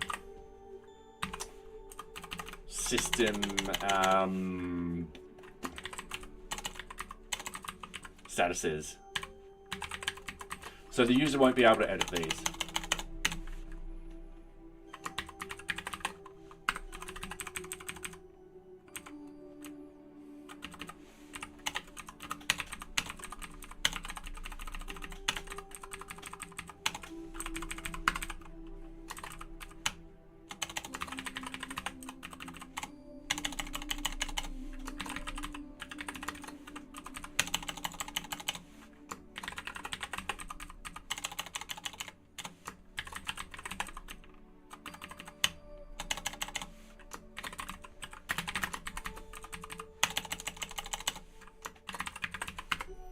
All right. You gotta go back to Free Code Camp as I'm a CSS chapter. I'll say like, yeah, cheers. Thank you very much for the lurk. Greatly appreciated. So yeah. And good luck with your development and stuff like that. All right. Ooh. All right. So the idea now is we're going to replace the RFC statuses everywhere. So I'm just going to do that on there. I'm going to have a look for RFs. Actually, before I do, I'm going to go from enums, import the request for change statuses. We're going to go RFC status in here. And then that will be like that. Choices equals request for change statuses. Now I'm going to add in similar flow to RFC, like that.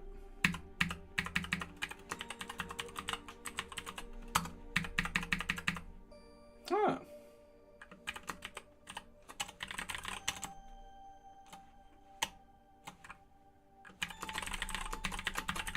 All right, request for change.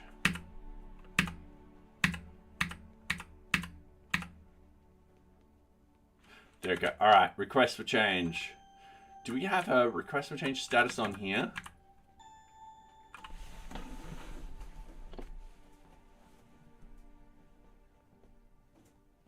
Why have I done it like that?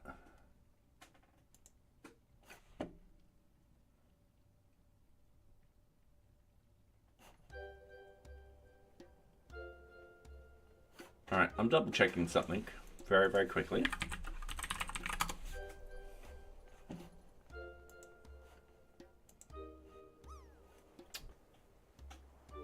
All right, I've broken everything at the moment. That shouldn't be a foreign key. All right, list of RFC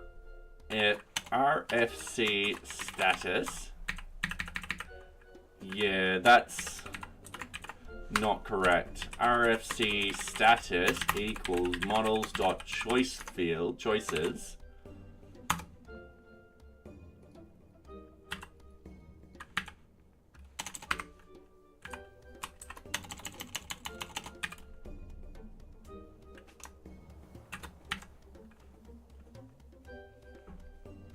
Integer choices, I should say.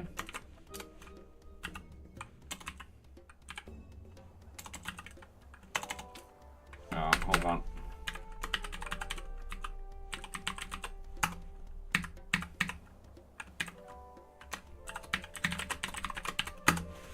And Project Black, welcome, welcome. Thank you very much for the subscription and dropping in for the dropping in. So yeah, welcome.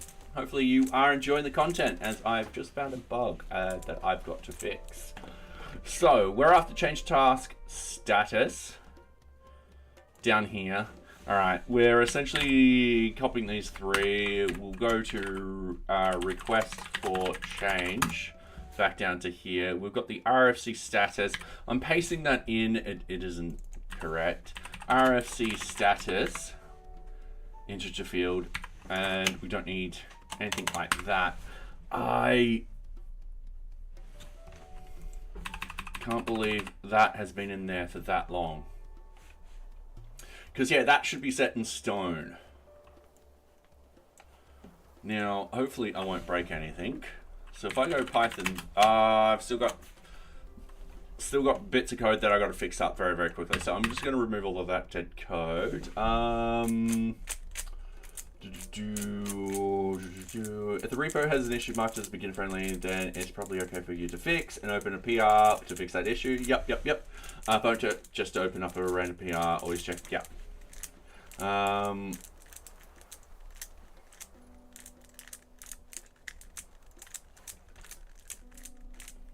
Just opening up this one. Oh yeah, label good first issue. Yeah.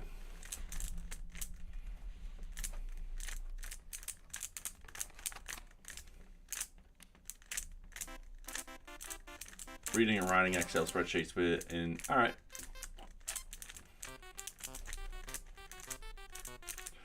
Okay, so now I've got to do the RFC status everywhere else. We've broken the system. So I've got to go and find RFC status everywhere else that is being used. So in the serializers we're using it. The models and request for change view. But that's been...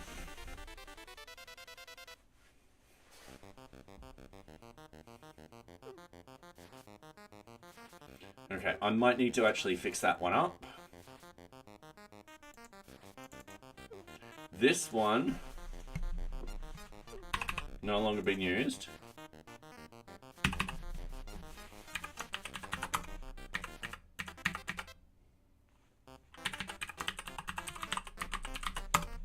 But it wasn't being used here anyway. So that's perfectly fine with the serializer. Alright, cool. So if we refresh this, we don't have any issues. Alright, cool. We're going to go Python 3 manage migrate. Oh, sorry. Source VM bin activate. So I needed to open up my Python virtual environment. Your models in app NearBeach have changes that not yet reflected in the migrations. Oh, yeah, hang on. Python 3 manage make migrations. Sorry. Yeah, so we just alter the field and then we migrate. Now, I'm just doing a quick test. And the test is really just to confirm whether or not I need to redo the fixtures. Wait, we've got a couple of errors. And also it might be telling us where I've broken things too. I worked with some other people on that project a while ago, so I knew they had a label that was, neat. So, yeah. What is it? Yeah, just bring this up.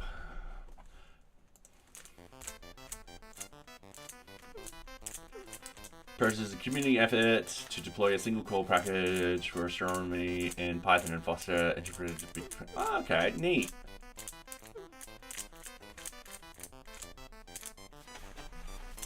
Oh, that's kind of cool how they've got the health map.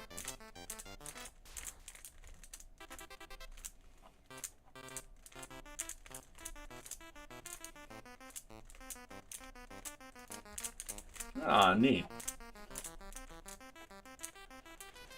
Yeah, that's pretty cool.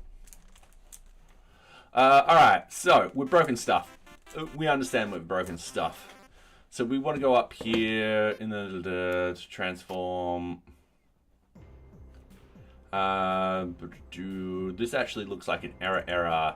So test team leader searches API. Unsupported lookup. RFC status.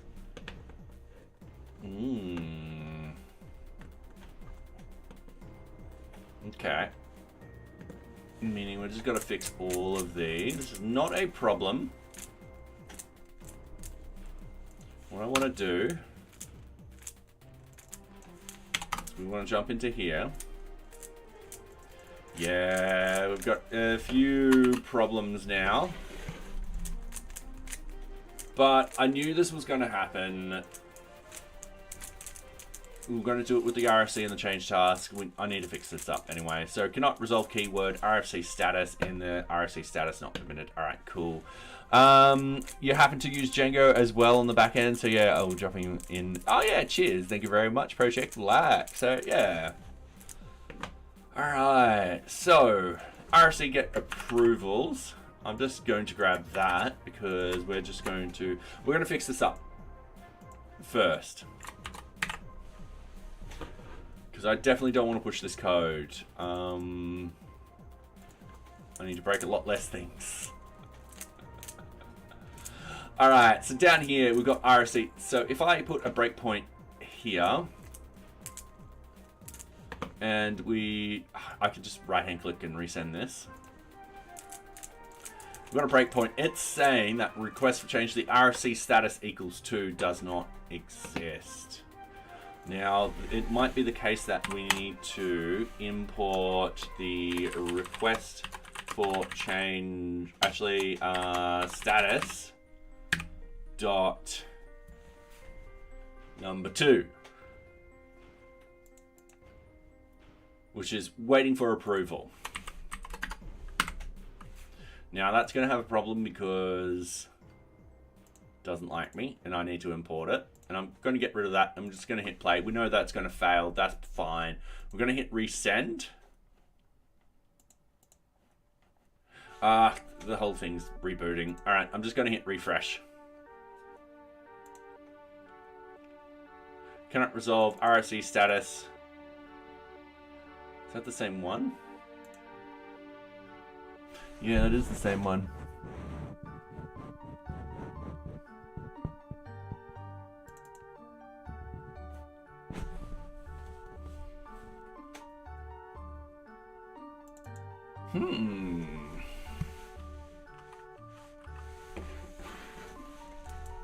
Has a lot of sub packages that do a lot of things. Oh, nice.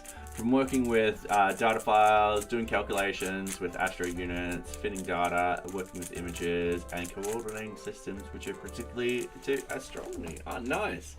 My subdomain has its own convention and packages, so I don't really use it, but they're good community. Ah, fair enough. Ah, cool. All right, so I'm guessing this is one line. I'm just gonna comment that out. That's an assumption.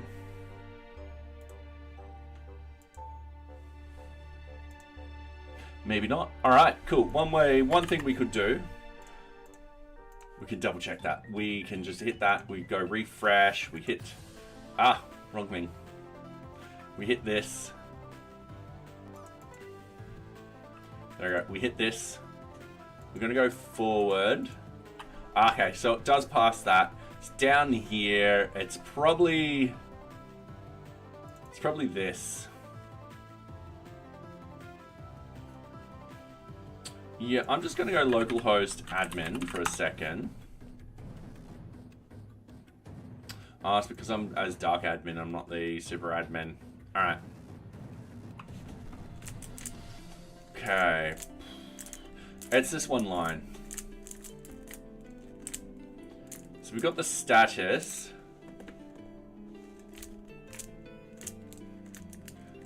And I'm just wondering, it should be under label, shouldn't it?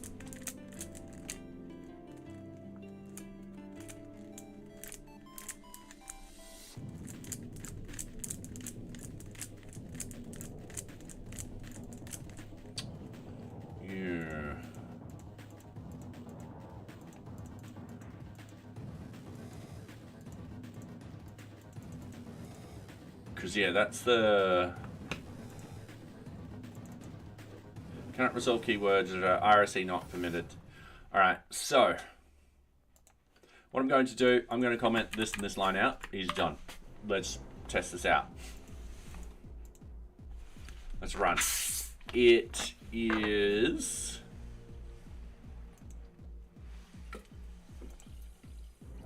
working when I comment out both of those lines. So what I want to do is I want to comment out uncomment this line. And I'm going to hit refresh.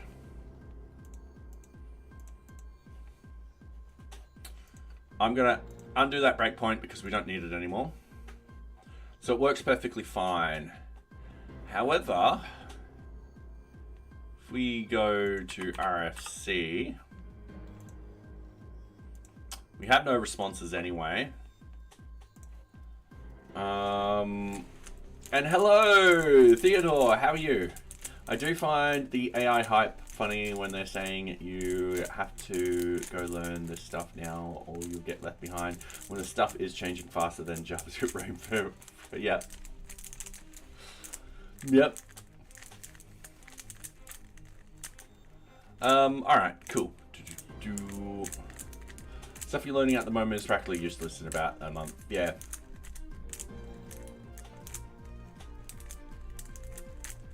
Okay, so we've got the RFC status, and I'm trying to remember what this looks like. So, This is for enums waiting for approval. We're going to create a quick RFC.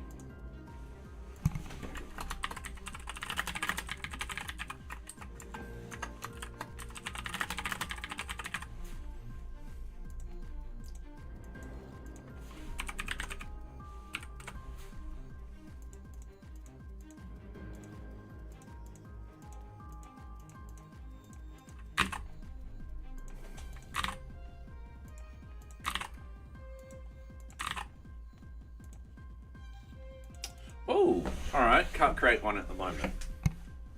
Not a problem.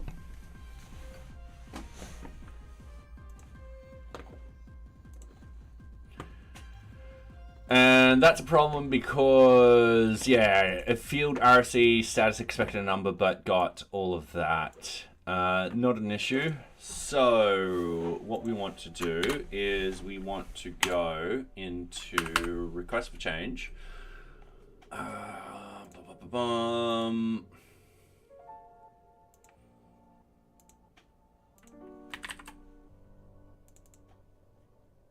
Request for change. All right, we want the save.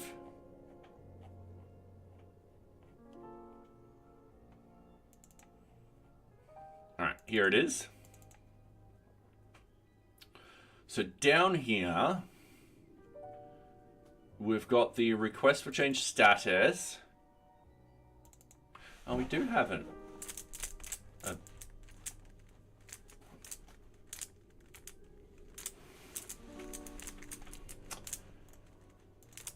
Did we just hard...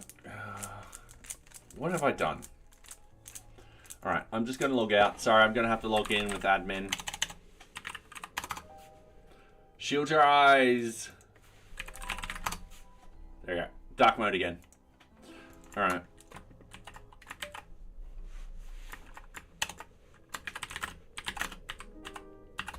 We do have something, list of RFC statuses. Pause, rejected, finish, started, approved, waiting.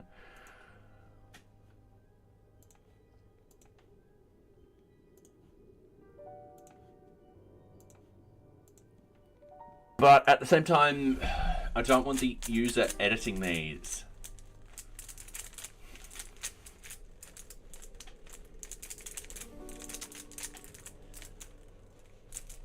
All right.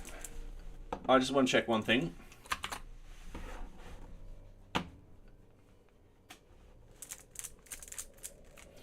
So we do have it in a number of places.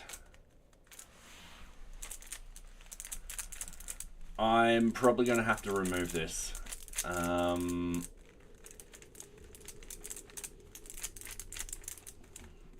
Yeah.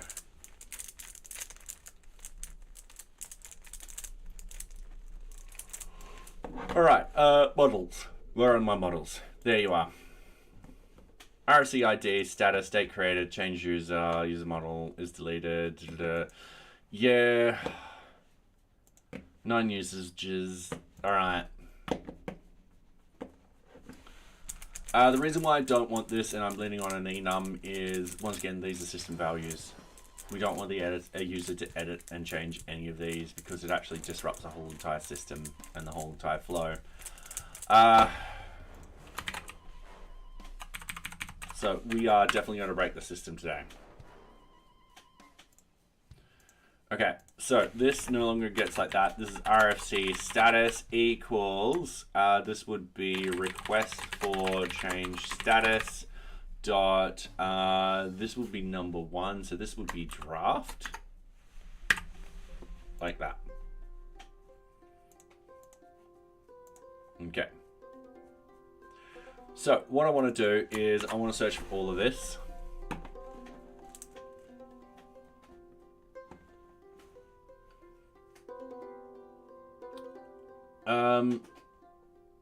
This is filled. This is a initialized data and stuff like that. This is how old this is. I'm gonna keep it in. Yeah, definitely gonna keep this in. It's not worth me worrying about this. Yeah. So list for statuses. We're going to remove this. we're going to remove this. This is creating of that particular model. That's fine. This is the first initial sort of thing.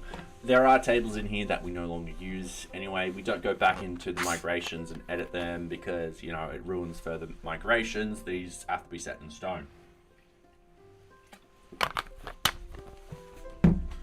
All right, RFC status for the request for change.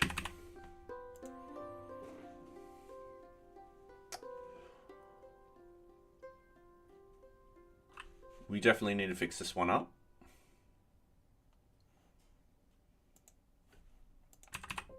But I'll come back to that one.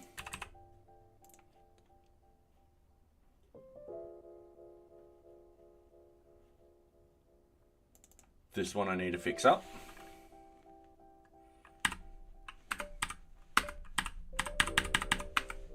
What the? Thank you. That was weird once again. So this one will be request for change statuses. Dot. Now I don't remember the three off the top of my head. That is approved. All right.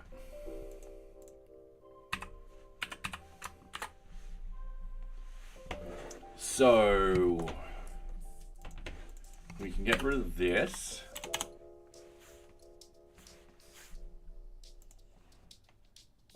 This one, request for change API. Oh, piss. This is a 1, so this will be draft. So this will be request for, we do need to import it into here.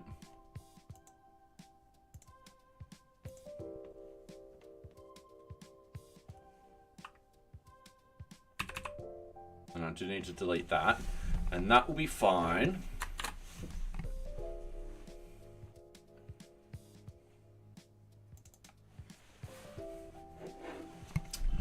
So this will be different again.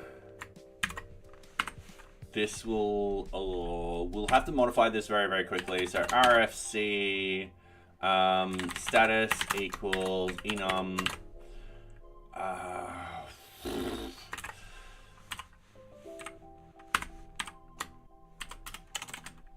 To do add in RFC status enum. We won't do this one at this particular moment. We'll be copying what we do for the change task into here for that. So I'm just putting in this as a note to do it. And then what I want to do is I want to clean. All right, so that's all cleaned up. This one is initializing data, filling out the data, and that's the model. Yeah, I think we can remove that now. So, yeah.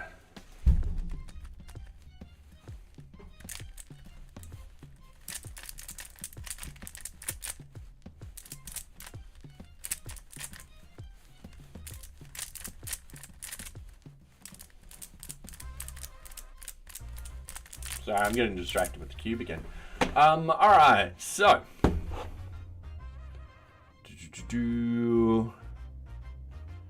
I don't know if this is going to run. It does. Sweet. So, let's close all of these because we've just made a massive change in the whole entire system. Let's go over here. Let's control this. Let's go test.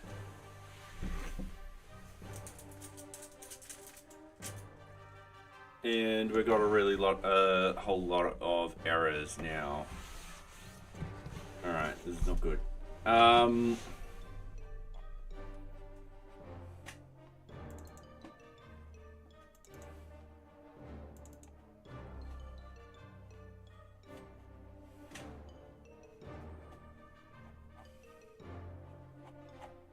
What the hell?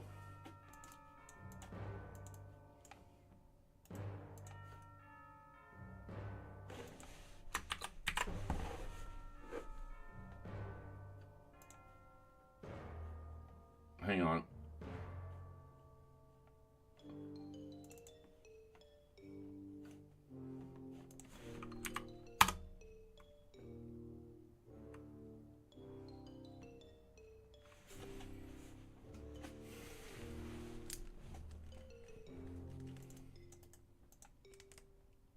Undeveloped model identify. Ah, alright. Alright, cool. Lycril Joker. Welcome, I do hope you are enjoying my content. So, we've found an issue. This is part of the fixtures, so we're going to actually try and find this in the fixtures. So we want NearBeach fixtures, and then the basic setup. And then in here, I've got to do this the long way because it just doesn't let me use the find command. So we've got a bunch of stuff in here that is no longer relevant. So we're just going to delete that.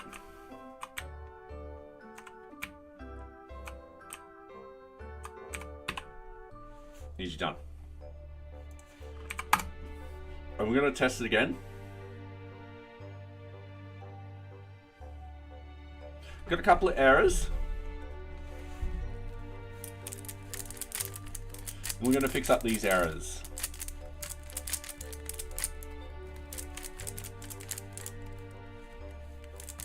Okay, can't resolve RFC status into field, join on RFC status. Alright, so if that's the API, we're going to ignore anything with the API at the moment. We're going to come back and fix those. So, yeah. Let's scroll up to where we see the errors. API. Test basic page loads. Alright, let's do this. This is a definite need to fix this one. Oh, which this is part of test basic page loads. This is part of test team leader. So at the moment, it's test the team leader. It's the RFC information page. So if we go into, if I open up dark admin, let's go localhost. Let's go find object. Oh, bunch of search stuff failed. All right. RFC information. Let's go number 1. Boom. Okay, so we have definitely broken a lot of things. This change task, because we want to actually implement these fixes now. This is big. This is very, very big. Okay, so, and it probably means that once I actually do these particular AI pushes and stuff like that, I'm going to have to do a full site sweep for bugs. Yeah. All right.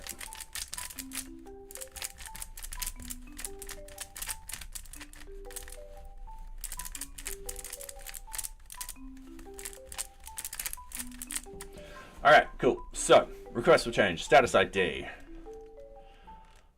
Let's go into information. NearBeach views, request for information.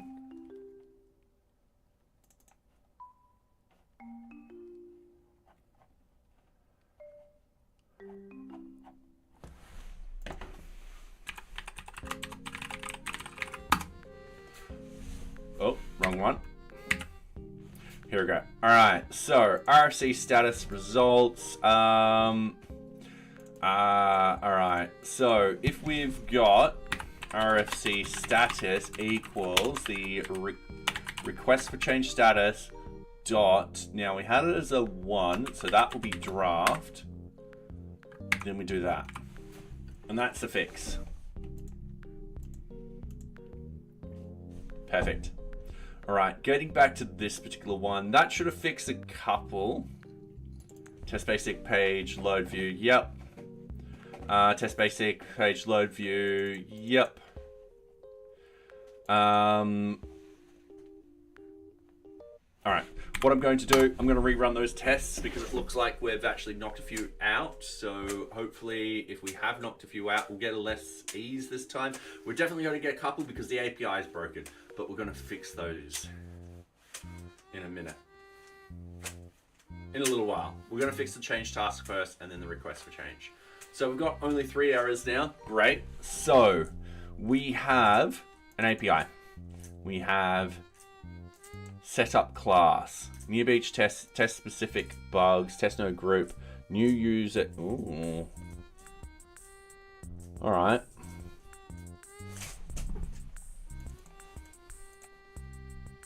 Okay, let's.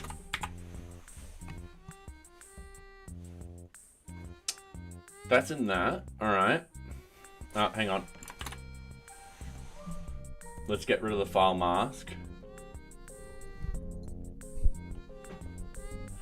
All right. So what I want to do, Socks, did you want to get down, sweetie? Okay, come on. We're going to have to do the exact same thing with the other fixture. So this particular fixture, we're just going to go through. We're just going to go find in here. Yeah, that particular thing. We've got 7 results, so I'm just going to go.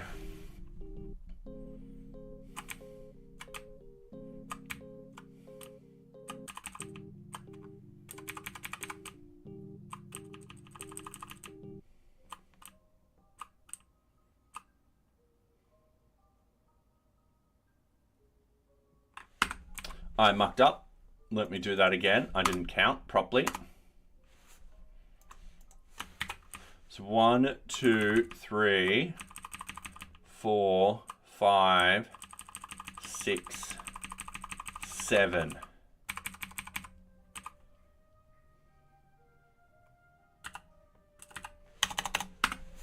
All right. Now, if we do this, we should now only have probably 1 error. 1 or 2, sorry. It'll be the APIs. Maybe not. All right, there's our 1 error. And that's the API. Yeah, easy. And that's because we've gotten rid of the RFC status in the API. We're going to fix that in a minute. All right, so going in here, I'm now happy to say this is all working because our unit test should be checking all of the, CRUD. So I can close this. I can close this.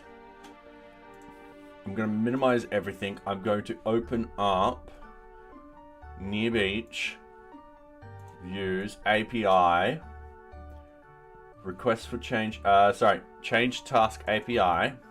We're also going to open up the serializers again. Change task serializers. We're going to open up the Kanban card. We're going to bump the Kanban card to the right. And we're going to have a look at the card priority. So in here, the change task status is all going to change. That will now become change task status equals enum field, and the enum will equal the request for change status. So we've got to import both of these particular fields into here. So the enum is part of the NearBeach serializer. Yep. And that's actually part of that. All right, perfect. So I'm going to delete all of this. Now down here,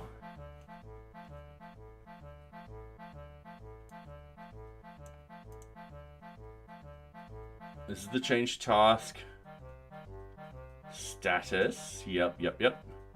We want this as a model serializer. Yep. We actually have a lot of these in here. So I'm just gonna... that's the exclude. So we're doing an exclusion on this. I actually don't want to do the exclusion anymore. And the reason being is essentially I want to set the order of these particular fields, and that's it. It's just easier to do it like this sometimes.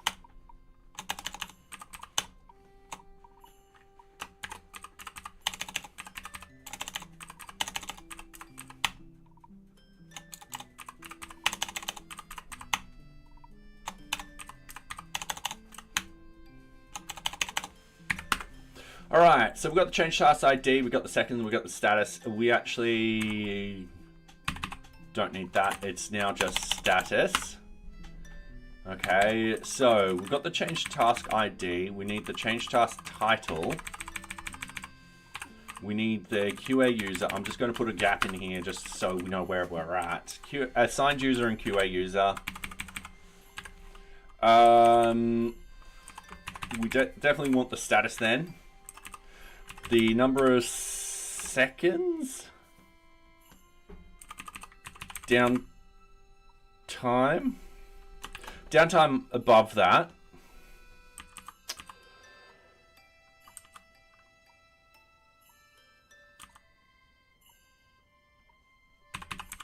Description I would put up at the top.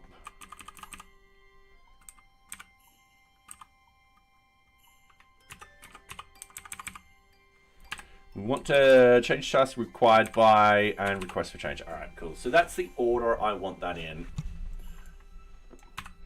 We're just going to do that with that. Now, that should sort of work with our serializer. So I'm just going to go back over here. I'm just going to hit send. And there we go. There's our statuses, how we want it.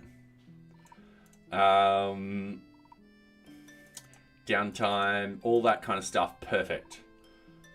All right. Assigned user. Ooh. Now,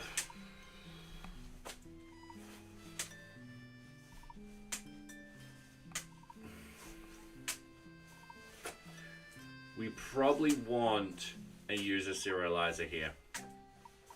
And the reason being is we probably want a name, an ID. Yeah, name and an ID, and probably a username. All right, going back into here, we don't have change task. This isn't in alphabetical order. This is driving me nuts already. So delete those 6 lines, go up here. I'm just gonna paste them in and so seconds, status, required by.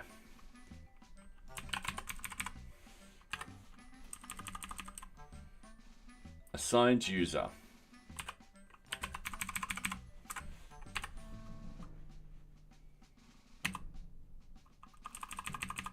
All right. Q, LMNOP, QRS. T, downtime at, yep, all right, cool. So now it's in alphabetical order. We've got the QA user. We've got the assigned users. I'm probably going to create serializers for them. So we're going to go over here, we're going to right hand click, we're going to create a file, and we're going to have, ooh, we already have a user serializer. Sweet, so we've got what we need in here, which is perfect. So going back in here, we're going to delete that, we're going to delete that.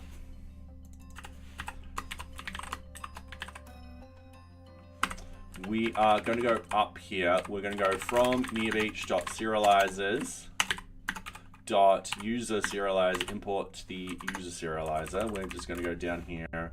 And we're going to key in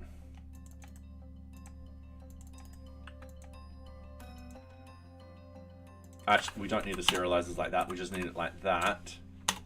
And we just need many equals false.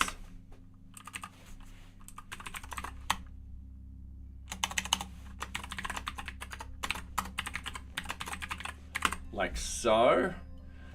We might need to do the get fields because actually when we add stuff in, it'll be the ID and all that kind of stuff. We'll have to test this out. Yeah. Okay.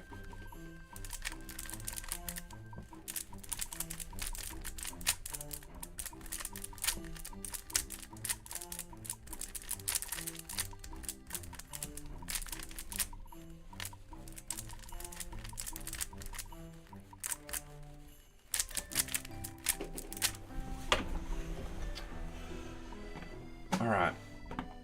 Anyway, let's just test the get for the moment. No, we broke stuff.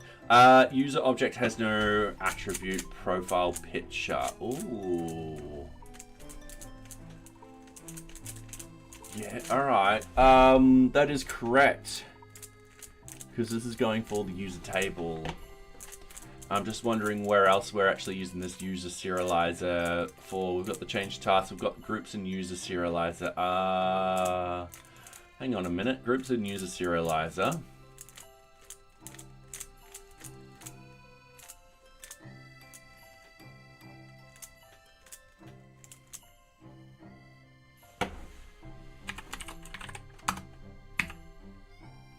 Object assignment user. Potential user list.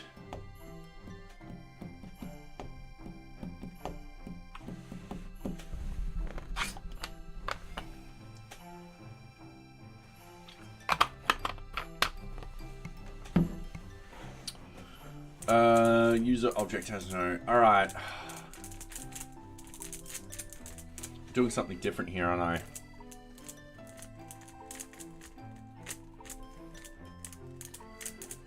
Yeah, this isn't a serializer. Alright.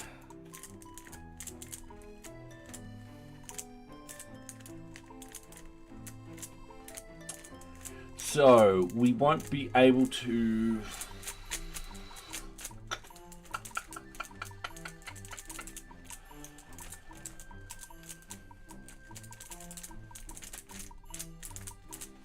Actually, out of curiosity, if I actually do that...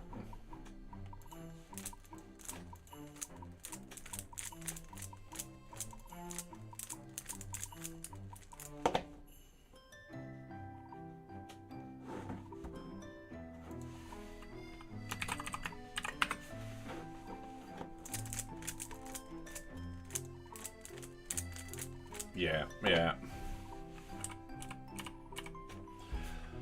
Alright, so in this sort of particular case, it looks like we might need to create another serializer for this. That's going to be stripped down. And they're right, these particular tables don't contain that information. We extend the user table, but it looks like we can't get to that extension, which is a bit annoying. Because if we have a look at this, yeah, model user table, we're using that table.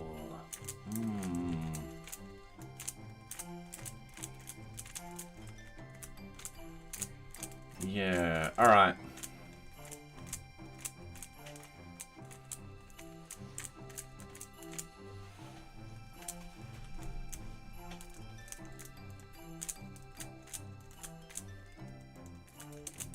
There we go, that can be static. And also, that should belong above here. 24, 32, oh, let's just delete 10.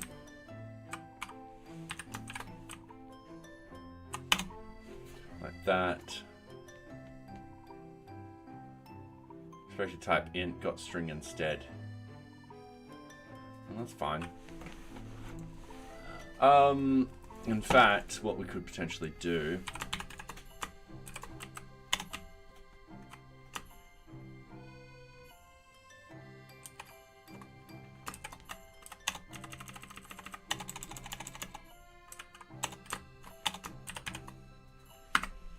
That's just a cheap way of doing things.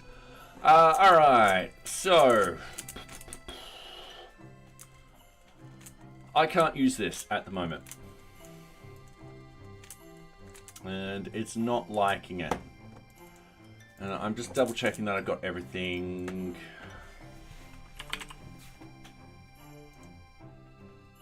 Yeah, I've pretty much got everything. Many equals false. Allowed null.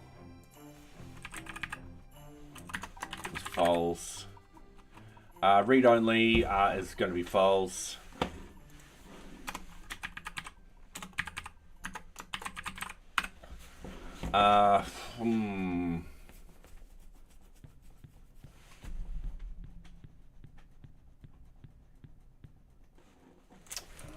Okay.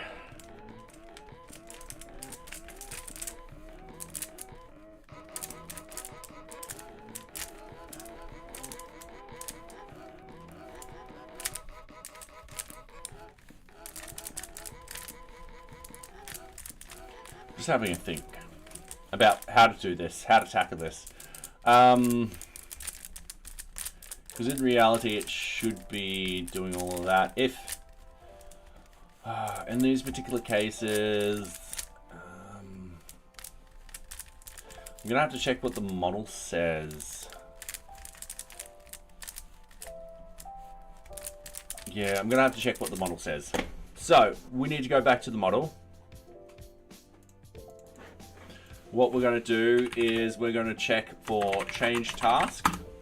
And we're going to go into the QA and so forth like that. So if we go down here, assigned user, we're doing the user model. All right, and that should be...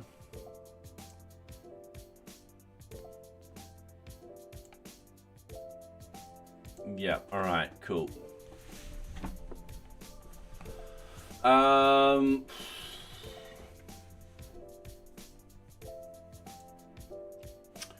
All right, not a problem. I've got a backup. So we're right-clicking on the serializer. We're going to create a user Django. Actually, I tell you what's going to be a lot easier. If we actually just copy this, we go paste, we go user Django serializers. We're adding this in. We don't need this information in here whatsoever. We've got a static method. Get profile picture. We don't need this at all. We've got a class method. We just get rid of all of that. We just need that. And that's all we need. So, if we go over here, actually, going back into this, we will have, so this is the change task serializers. We'll actually have the user Django serializer, and we'll need to actually match the name up because it's going to be a lot easier if it's all matched up. So the user Django serializer, and what we could potentially do with this one is we could potentially extend it, and then we're just adding in those extra sort of details. But this is fine. They're simple enough. They're struggling with the basic concept still. Guess I have to grind every day. It'll eventually click. Yeah, that's it. My recommendation is just build small little tiny projects and stuff like that.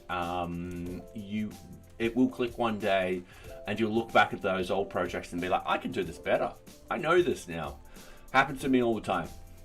So yeah, I'm still learning a lot of stuff in .NET and Braco, and I'm looking back at my prior tasks, prior projects and stuff like that, and I'm like, I could totally make these so much better. It's why refactoring is a word. So yeah, big word in the programming world. Yeah, that's okay. Don't worry about it. John Carmack is constantly learning still.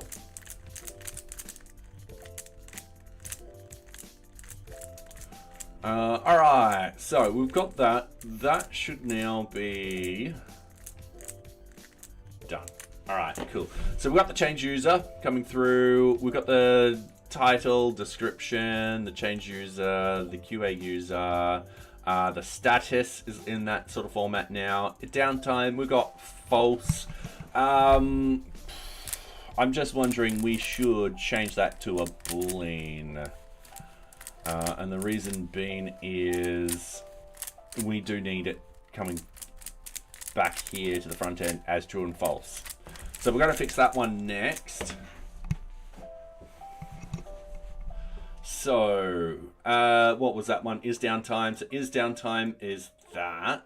I'm just going to wonder, is downtime equals serializers dot boolean field required equals false. That should work.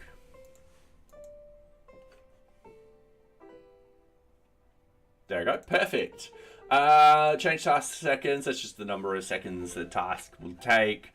Change task required by, and that's just a description. Request for change. Now, we could do that as an object.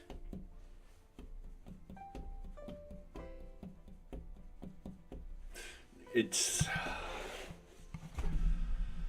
So what I mean is if we get rid of this and we go request for change equals request for change serializer.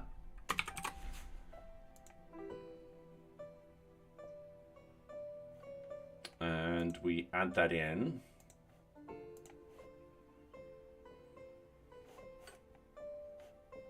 And then I think we just need read only equals true. And when we go send, it's not wanting to work. I've broken something. Yeah, I've broken something. It's because then this, okay, no, we don't need that. No. Ignore what I'm saying. We don't need to have it go any lower. We just need the ID in there. That is perfectly fine. Are we still breaking stuff?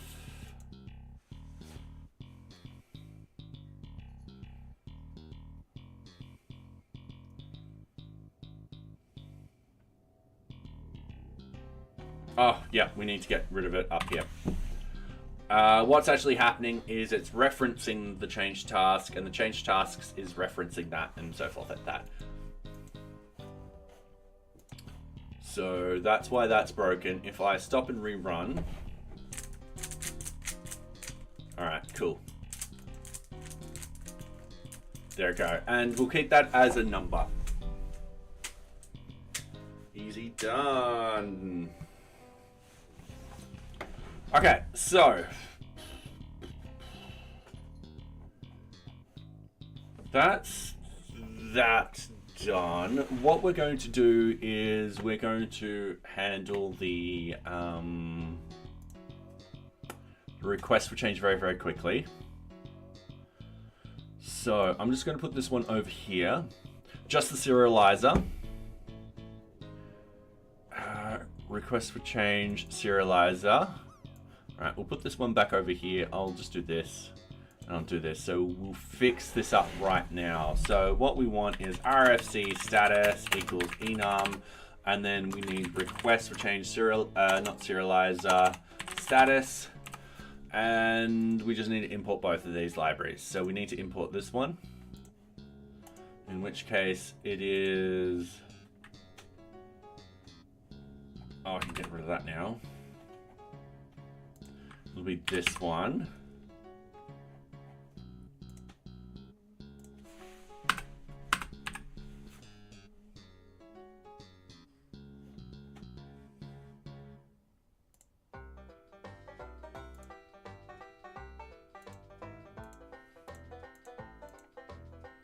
And then we need the utilities one. So this one.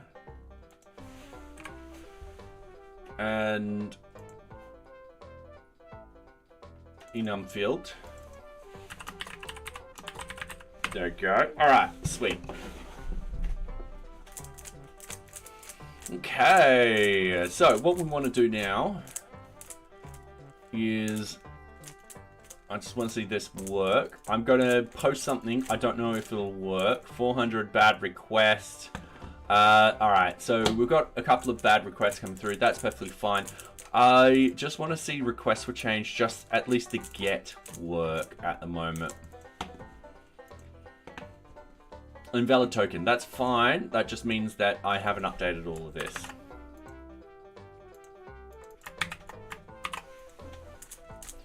All right, that is working perfectly fine.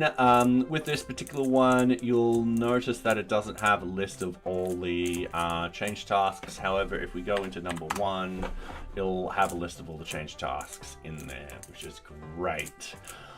We might go through and reorder all of that, all the fields and so forth like that, but that will happen next. Once again, that's part of the cleanup. However, we are still on the... we're still doing the change tasks. I just wanted to do that very, very quickly. We don't need status name anymore. We go down here. All right, cool. Yeah, this one needs a lot of cleanup. but it'll be the next one. Okay, so going on here.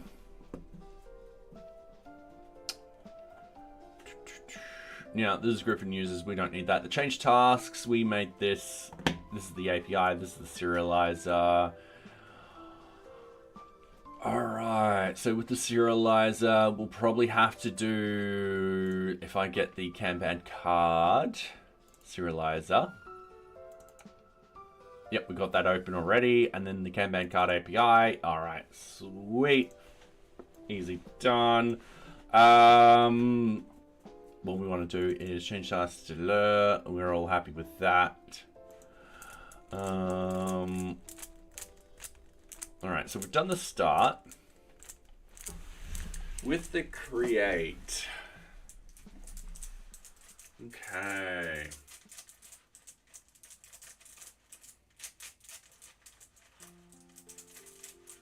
So I'm just having a quick read of the code. We're going to fix everything up.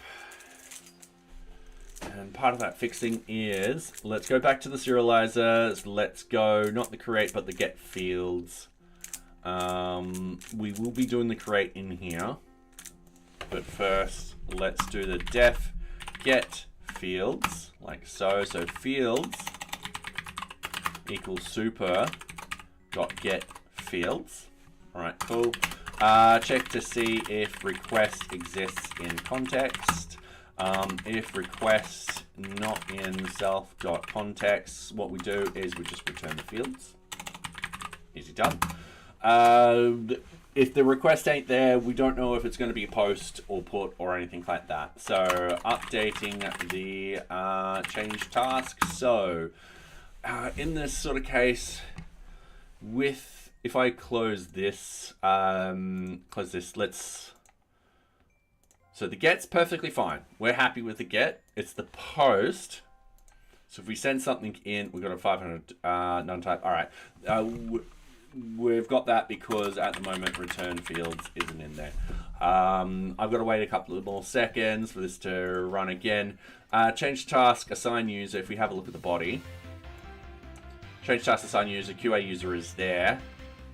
And so is the status. No, the status is not needed. So we'll need to fix this up.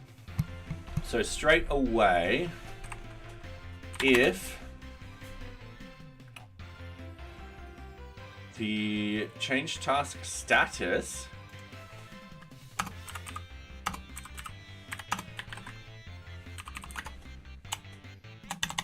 is read only true. All right, straight away, that's a quick fix. Saves me having to do more code. So now we've just got these two. So what we've got to do is if self.context and then we're looking for the request.method in either the post or put, we want to go fields, and then I just want to copy this particular field name. We're just going to paste it in. Realize that I don't have that in there. Equals serializer dot primary related key field, and then what we need to do, query set equals user dot. We need users in here, so we're at line 42. From Django dot, what is it? Oh, hey socks.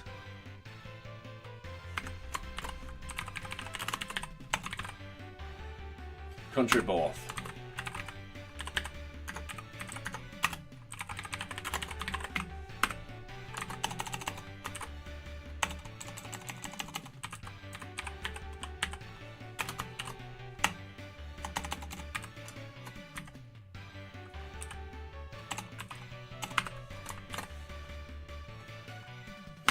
Contrib auth, dot models, import user, easy done.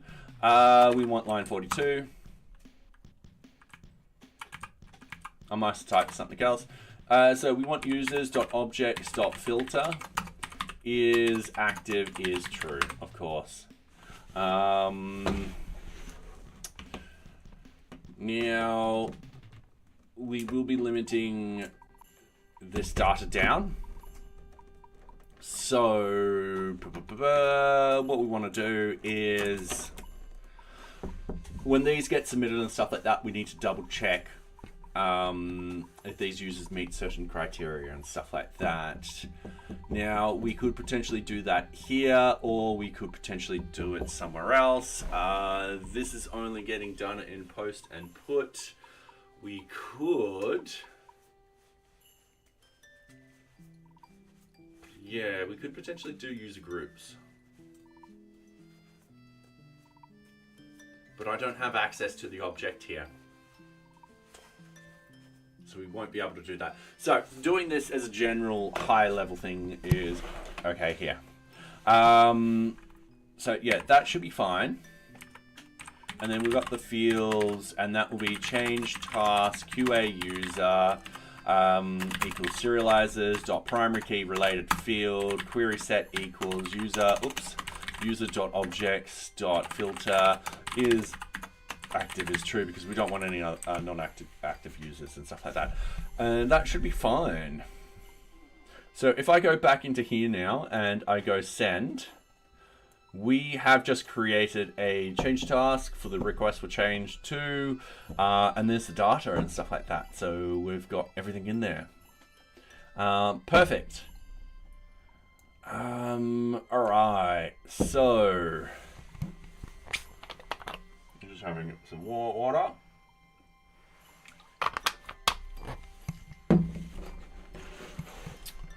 We got the create done. Now I will need to actually edit all of this code in here and do the code improvements. We won't get that done tonight, but we might get that done tonight. I might go over time and we'll see. Yeah, we'll see. I don't want to make any promises. Destroy will be fine with the list. That just works at the moment. So if we actually go change task, oh yeah, that's the list. So yeah, and then retrieve, if we have the change task and then a number 2, yeah, that works perfectly fine. We're not fussed about that at all. And then the update. So we've got to do the update. That's another one which we've got to do. So that's part of the put. And if I go send, we've got a 500 internal error. Bool object has no attribute lower. Easy done. So we've learned a lot. And this is a bug. So if we go into here, there is a lower in here.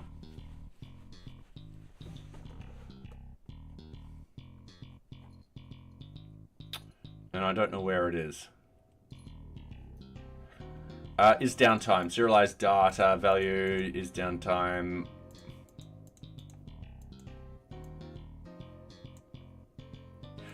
Yeah, alright.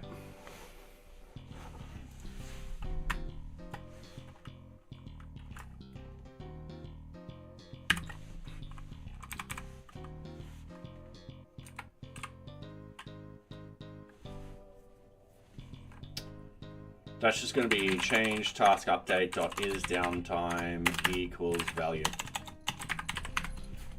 Done.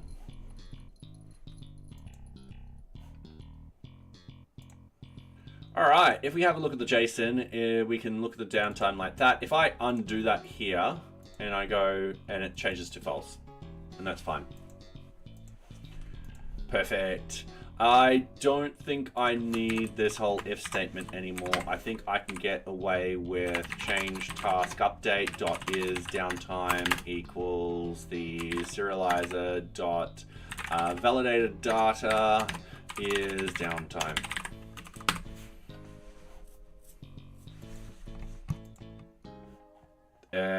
Downtime true. If we untick it, downtime false. All right, sweet. All right, so that's all done. I'm happy with the serializer now. It's in a good spot. We now need to work on the code. So just going through it and cleaning it all up. So we don't need to worry about this anymore. In fact, a lot of this we don't need to worry about. So, for example, task seconds we do.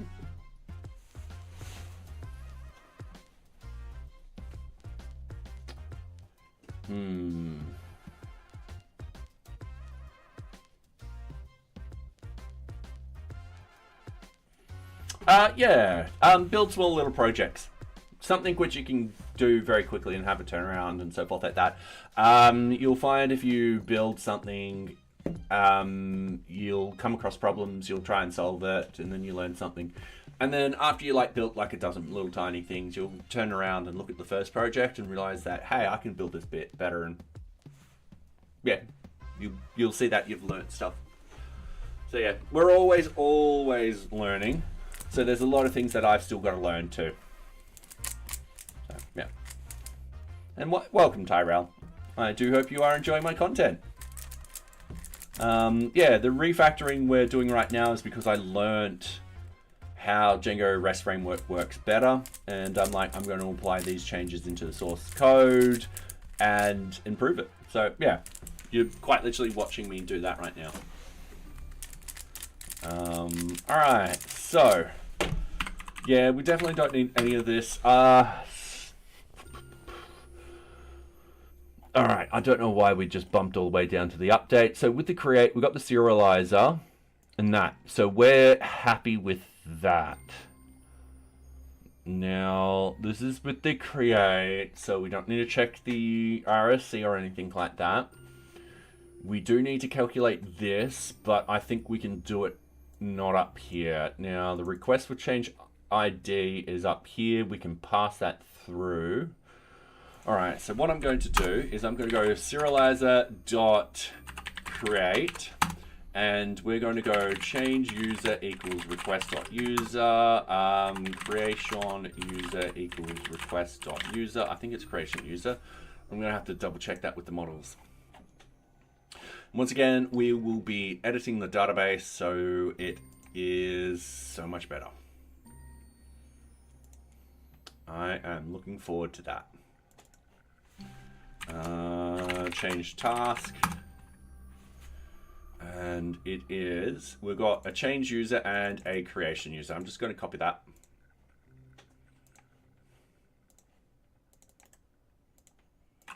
And then we've got another line where we'll have request for change ID equals quags request for change ID. Now, this is coming up with unexpected argument, more actions. I'm just double checking that at the moment. Kanban API, let's go up to the create.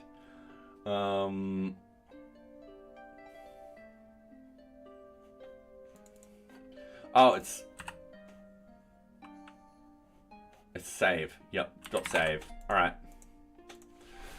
So what we want to do is under the change task serializer is we go up here, we go def create, we've got self and validated data. In here, what we want to do is we kind of want to pull out the data we want. I'm also just going to quickly outline what we want. So pop out data.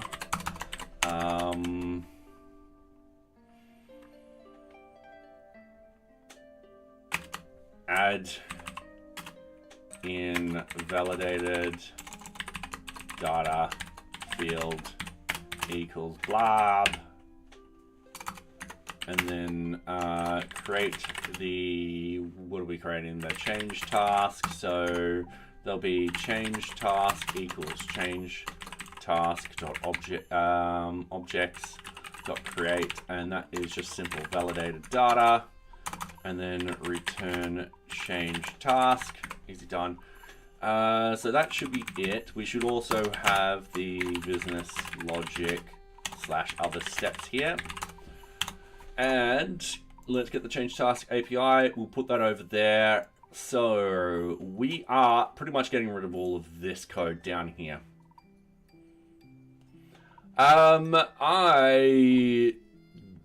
don't know what that says. Sorry, Bruno.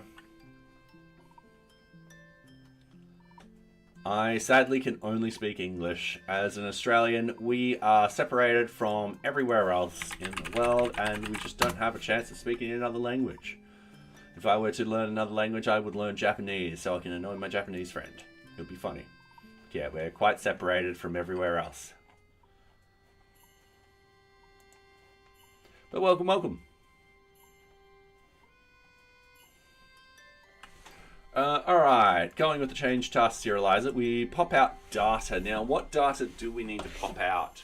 I'm not 100% sure at the moment, but we'll have a look. So, we'll need the start date and end date to stay in there. We need the task seconds. So, what we'll probably do is we'll have start date equals validated data, start date. Now, I don't know if that will work. Yeah, and then we'll have end date equals validated data. Oh, that's meant to be change task end date. Change task start date. All right. So from here,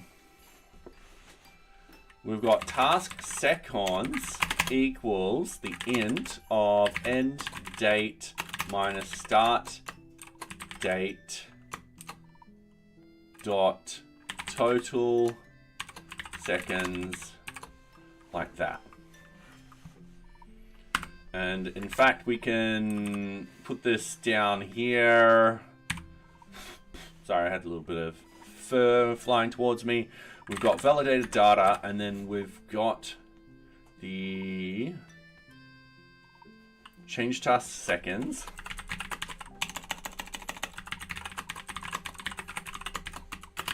equals task seconds.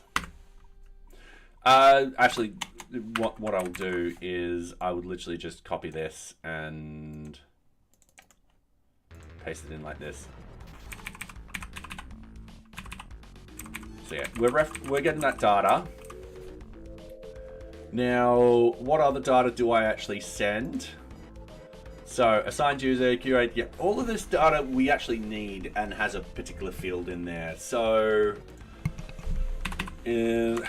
what we'll do here is create the change task seconds. I didn't go to London. I have never traveled further than Thailand, sorry. I do know I've got a couple of doppelgangers.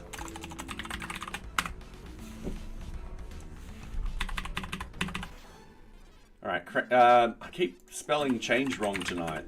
I literally just said that and I did that again. Alright, so that should be that. So essentially we've just removed that.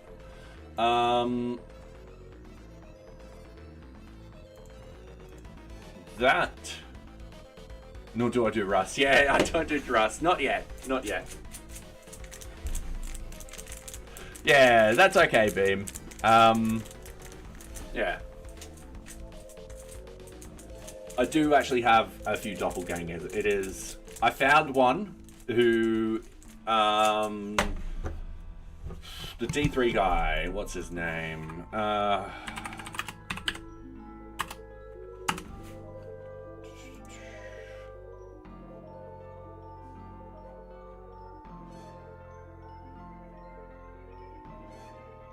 Not video games, not entertainment, D3JS. Mike.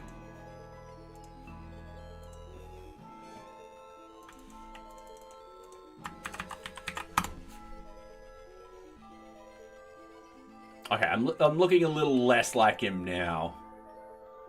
But there was a point, it was this photo here that I sent to my mum, and she thought that was me. So I do know I've got a couple of doppelgangers out there. You graduated and can't find a job. Alright, my recommendation is build a lot of little tiny projects and stuff like that. So when you are in interviews, you can point at those particular projects and be like, listen, I came across this particular problem. This is how I solved it. This is the code. This is where I got the research and stuff like that. The other sort of thing is meetups. So, for example, I'm going to do Melbourne,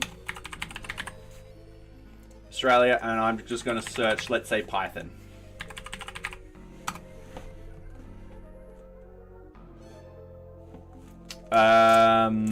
So you got these sort of meetups that you could potentially go to. A lot of these Golang. All right, cool. Let's type in programming.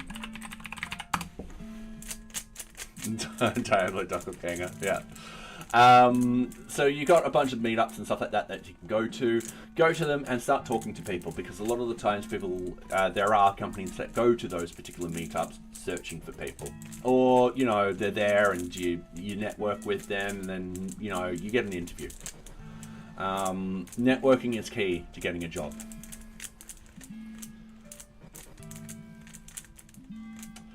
Alright, so we've just done that. So the task description, if it's coming through, that should automatically work. Task group, oh.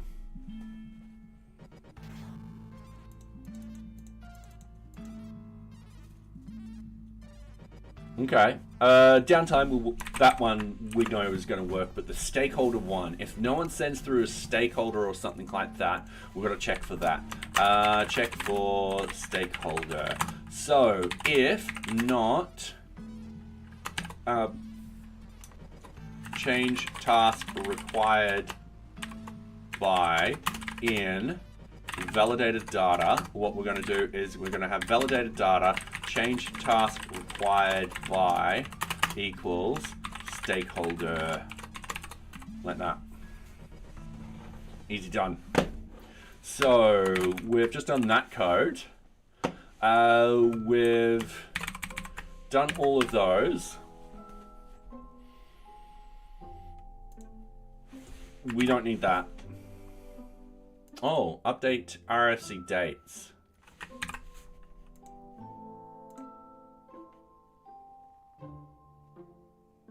Oh, actually, we do need to do that. There'll be the serializer. So that we'll need that down here. But we could just use the quags. Yeah, I think in this sort of case, we'll just use the quags. Like that. It's fine. We'll need to change the serializers and all that kind of stuff, but yeah. I was laughing at him setting the picture to his mum. No. Oh yes, yeah. Yeah. Yeah. Now that I read those two without that context, yeah, I could see. Yeah. Yeah, Mum thought that was me. So, yeah, this was a number of years ago. Do I know any C and C++? I know a little. I haven't actually done a lot of C in a number of years. So back when I was studying mathematics, we learnt C because it was one of the faster languages out there. And essentially, if we needed to crunch a lot of data, which happened back in the day where multi-threading didn't exist, we would use C. I then used C++ building database applications for the university, very small, minor sort of database applications, nothing to write home about. However, I haven't used it in a bit over 10 years. I do use a lot of .NET though. And if I sit down and relearn, yeah. Numerical methods of DEs. So, yeah. Great fun. I enjoyed it. I enjoyed it. Cheers. Thank you very much, Bruno. We are refactoring it, so that's why it's getting a little bit cleaner. Gotta love a good refactoring. As you see, we just deleted a bunch of code, and that was sweet. I've been told to start studying through C++ and then specialize from there. Okay, fair enough. It depends what you wanted to do. Like if you were doing quite a lot of, let's say, building a game engine or operating system sort of stuff, then yeah, definitely C++. All right, we've just hit ads.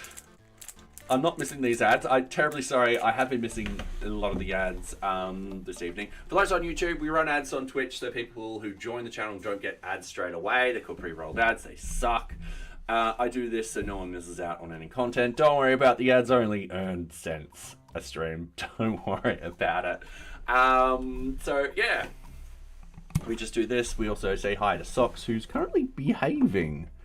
She wasn't earlier this evening, but she's, yeah, behaving again.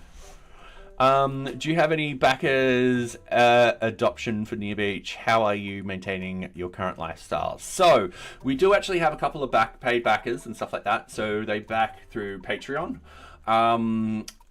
Only 2, but that's fine. We are currently saving up all the money earned. So for example, on Twitch, we get subs, bits, donations, and stuff like that. All of that money we're currently pulling up to, say, for a UI UX developer to come in on, let's say, for 1 month or something like that to really redesign NearBeach, but that won't happen for a while. The adoption for NearBeach, I do know a couple of people who do use it. We've also got a few bug issues sent to me. And yeah, how do I maintain my current lifestyle? Yes. I don't know. I'm just... So I've got a 9 to 5, and essentially after the 9 to 5, I jump onto stream 3 days a week for about 3-4 hours. So yeah, I don't know how I'm maintaining it at the moment, but I am teetering close to I need a holiday. So yeah. Oh, ads are finished. Anyway, thank you very much. Okay, cat treats. So for those on YouTube, we also have rewards on Twitch, and one of them is to give Socks some cat treats. We're actually going to put the camera here today. So yeah, you guys get to see Socks get some treats. She's going to love it. We also have Max in the room too, who's just going to eat off the ground. All right. Nocturnal, notice how she hasn't jumped out of the bed? She has learnt. She doesn't need to jump out of the bed.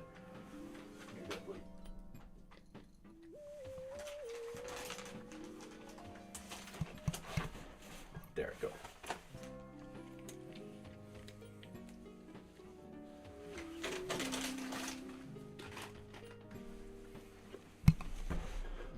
All right, put the workstation on here.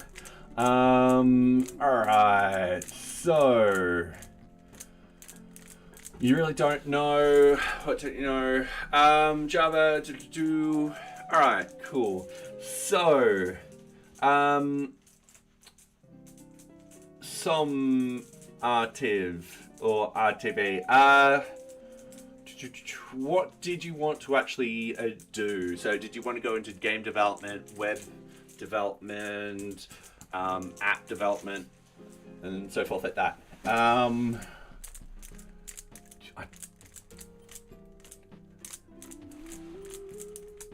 All right, let's get back into this. So I've just deleted a bunch of code.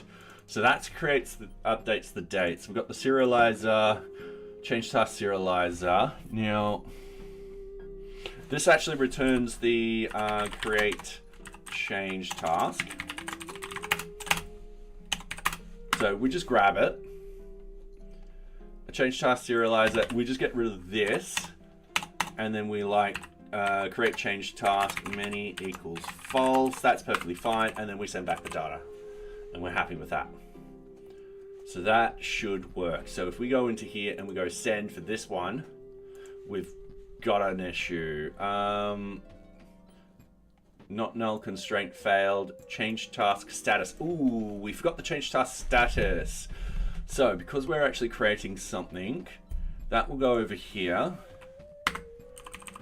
That will be change task status. So that will be validated data, change task status, and that will equal the request for change status dot draft.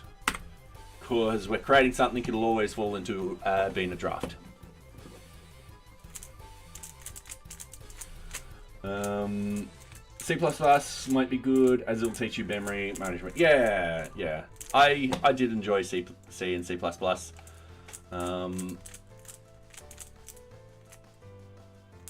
All right, let's change that to not in, and let's get rid of that to stop the confusion. Okay, so if I go back over here and I go refresh, boom, we've got number 4, we've got the task status downtime equals true and all that kind of stuff. I'm happy with that. All right, easy. So we've just done the create. If I move this back over here, so the create's all done. The destroy,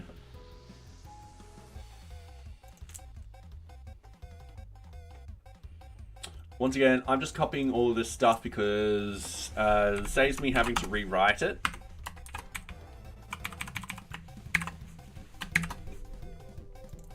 Deletes the change task. All right, cool.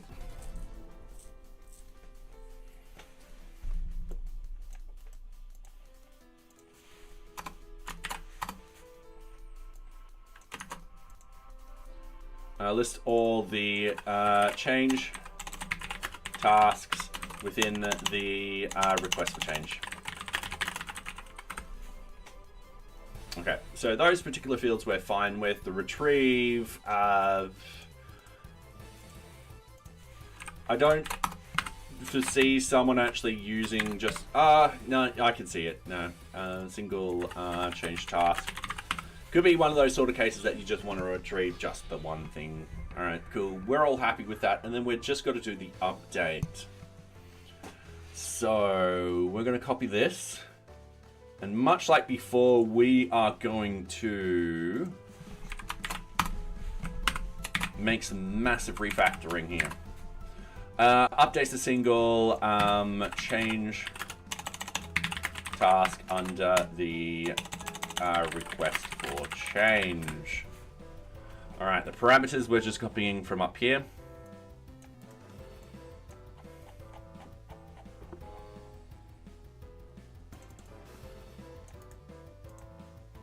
All right, both. All right, that's not needed, that's not needed, that's not needed, and that's not needed. Easy done. So there we go. What I need to do, change task, update. So that's perfectly fine, that code. Now this is, a lot of this will just disappear.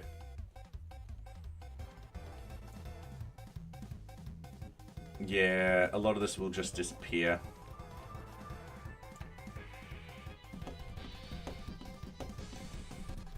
Okay, cool. Let's get our reference open. Let's scroll down. So we've got it like that. We're going to do the same thing over here. So we've got a 404 in case some user. So get the change task. So we're going to go update not Kanban cards, change task equals get object to 404. We got the query set to change task.objects.filter is deleted equals false, and the request for change ID equals the quags request for change. Easy done. Oh, and PK equals PK. But I need to do that, and then I need to do that. Alright, so that's done. Now we don't need to worry about the new columns, the int, or anything like that. We just do something like that. So we've got the update the change task, and that will be update change task equals, and then this will be the serializer.data, update change task, serializer.data. And then a lot of this will just disappear, and then we've got the serializer change task that will be update change task, and many equals false. We'll need the update dates still. Yeah, a lot of this we won't need. So I'm just going to put this over here. Oh, I hate when that happens. Piss off. We are going to go over here. we're going to do this def update like this. We're going to reference this particular one. So we've got the the serializer. So we've got the update. So we pull out any instances, set any priority, and then it's essentially what we want to do. Instance equals super dot update, and then it's instance, and then validated data, easy done, and then it's just return instance. So everything that we need to do in here, we can. All right. So we've got the update. That is fine. That is fine. So the change task update, change task object filter. All right. So we don't need to do that. We don't need to do that. In fact, we can get rid of that code. So we're flat packing a bunch of stuff. So we need start date equals the validated data change task start date, and then we got the end date equals validated data change task end date, and then we can go validated data change task seconds equals, and I'm just going to copy this. I'm going to paste it in. One thing that Robotic suggests a lot is check what job postings are looking for. Oh yes, I completely and only forgot to state that. So I'm just using seek.com.au. Let's say you want to become a game developer. Let's say we're searching where you would live, approximately. You would go into here, you'll open up these, and you'll go through and you'll just read what qualifications you need. So this is Python and TypeScript. This isn't a game dev at all. This has nothing to do with game development.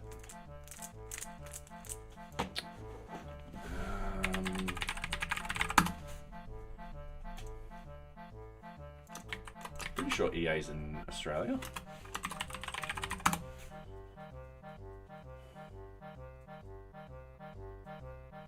Maybe not. I might be thinking of they might have left. All right. Don't worry. I thought there was a game company in Melbourne. There's not. I'm sorry. That's just, I don't know why I was thinking that. All right, cool. So we've got the validated data. So we can get rid of that one.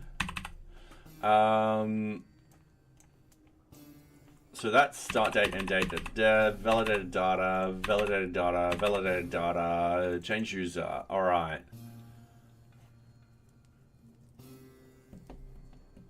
So I need to actually set this up here. So we need to go update change task dot change user equals request dot user. He's done. So that one's handled there. The downtime should be fine. That should be fine. That should be fine. And yeah, we should be getting rid of all of this now. Okay, update dates. Reserialize. And that should be it. So we've essentially crunched all of that code down. Sledgehammer Games Melbourne. Activision. That's probably what I'm thinking. Thank you very much, Ergonet.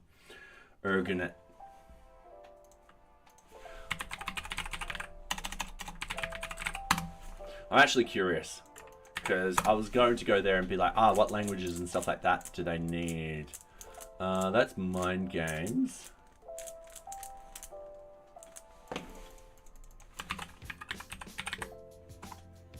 Alright, I'm just gonna do that.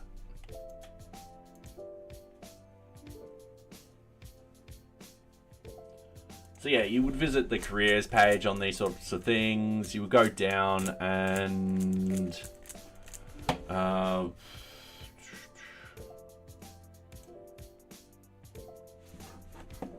I don't think they've got software, lead level designer, lead level design operation. Yeah, all right. So they don't have any software in here, but they'll definitely have responsibilities and stuff like that in here. And they'll be like, oh yeah, you need to know this particular language. So, yeah. All right, let's jump back into the code. So we've just shrunk all of this down. I'm happy with that. Let's test it by doing a put. So is downtime true? Ooh, request for change. All right, so I need the request for change. That's not a problem. So up here, I'm gonna move this one back over here because we're now finished referencing and stuff like that. So we need to go update change task dot request for change will equal the quags request for change. Easy done. If I go send again,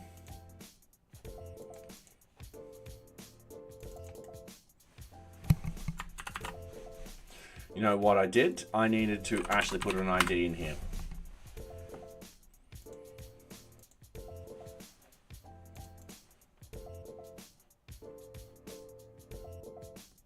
All right, I've broken something. Okay, cool. So what I'm going to do, I'm going to put a breakpoint on here. We're going to send.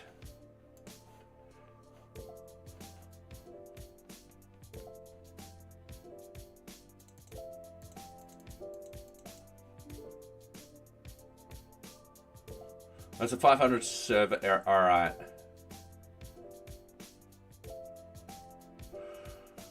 I'm going to put the breakpoint up here. I think we're hitting this and there's going to be a problem. So we've hit that. All right, cool. We've got the args and quags. So I'm having a look at the quags. We've got request for change ID. Why do I have it like that? Okay, not a problem. But now we know what the problem is.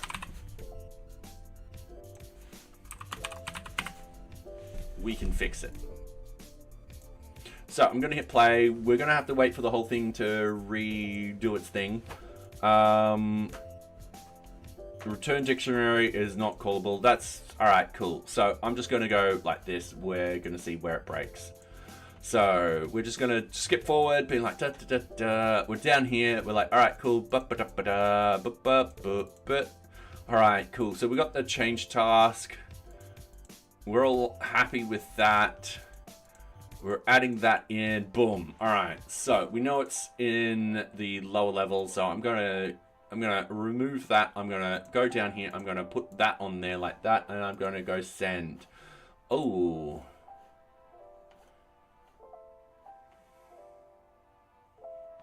It's not even getting there.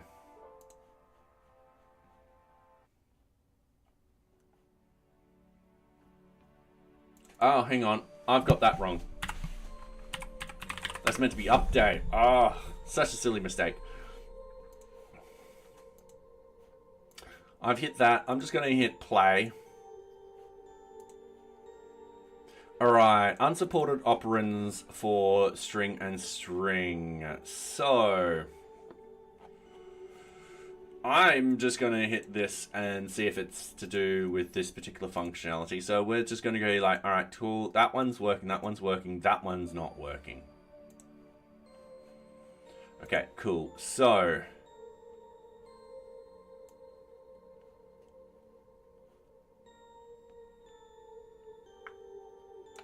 now that validated data should be the same. If I scroll all the way up, I'm going to yank this. I'm going to go down. I'm just going to paste. I'm going to delete that. I'm going to hope for the best. Oh. They shouldn't be. It's a good question. And we can quickly test this. No. Oh, no, you're right. There are strings.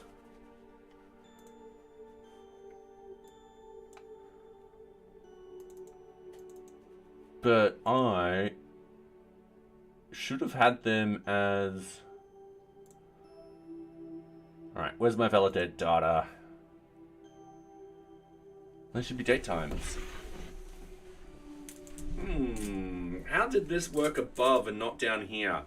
Alright, I'm just going to hit play. We know where this problem is. I'm just going to put a... On the create, I'm going to do the exact same up here. We're going to go into this post and we're going to hit that. We've got this.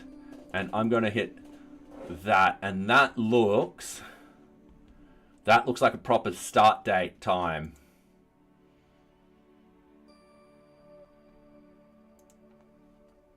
And that's a date time in there. What the hell? I don't want to...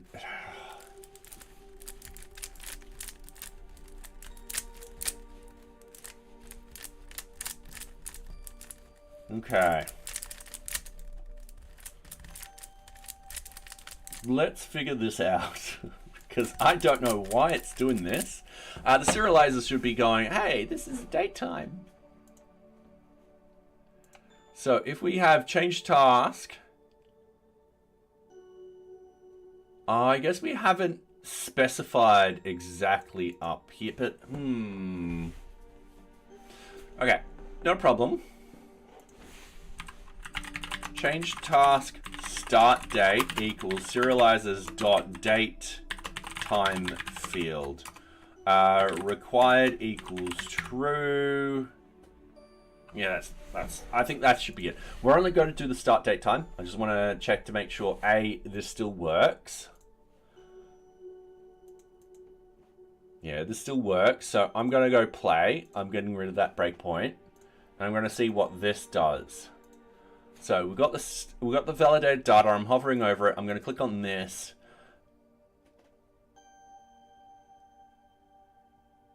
Change task start date. Still as a string.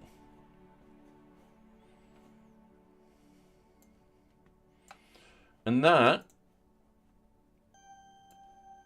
is the same as that.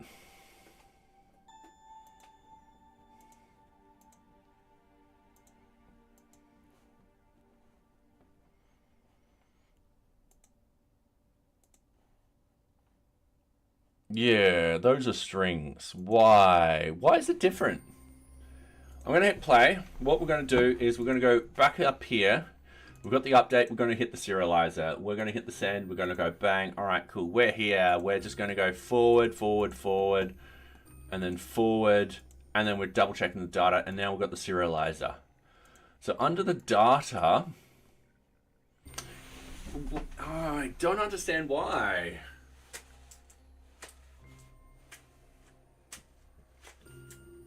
Because all the fields are the same.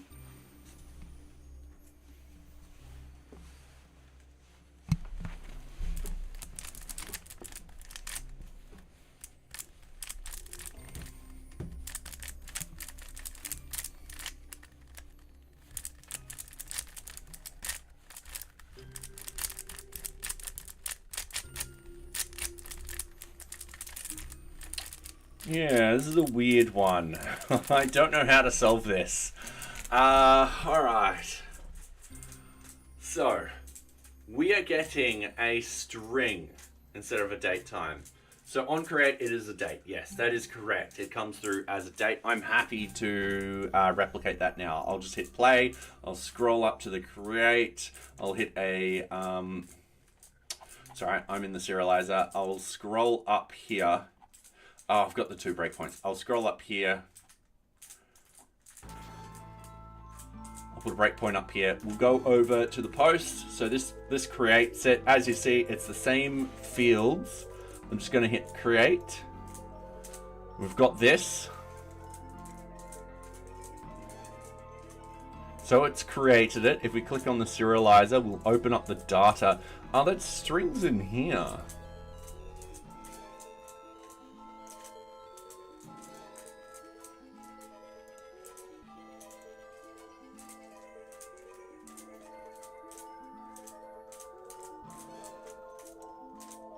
What have I done?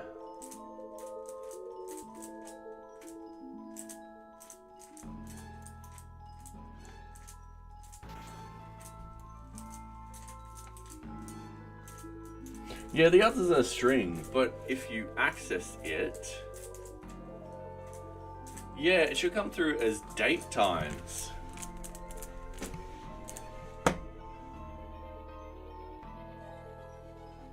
What I'm going to do, I'm just going to copy those 2 lines.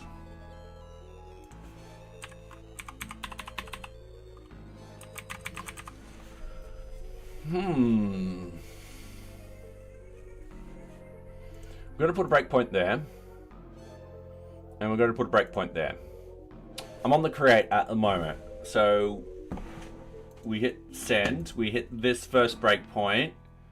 I'm going to put a breakpoint here. I'm going to remove that one. So we check the data. Got all the data coming through. Validated data. Oh. Validated data. Oh, piss. Thank you. Sorry.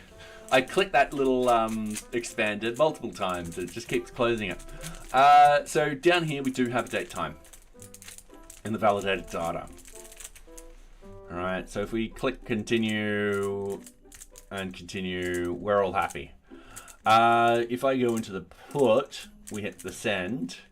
I'm going to put a breakpoint down here, and I'm going to hit play. And I'm going to open up the serializer, and I'm going to open up the valid. Oh, I'm sometimes really sick and tired of this editor. This, you have to click down on the pixel to get it. There's no leeway. It's the date time here. All right. We're just going to go play. We're going to go play. We're in here. Validated data. And now it's a string.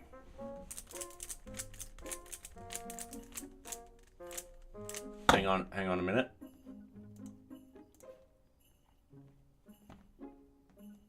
If we have the update Kanban card, serializer.data, have I called it wrong? That could be it. No, I'm calling serialized data.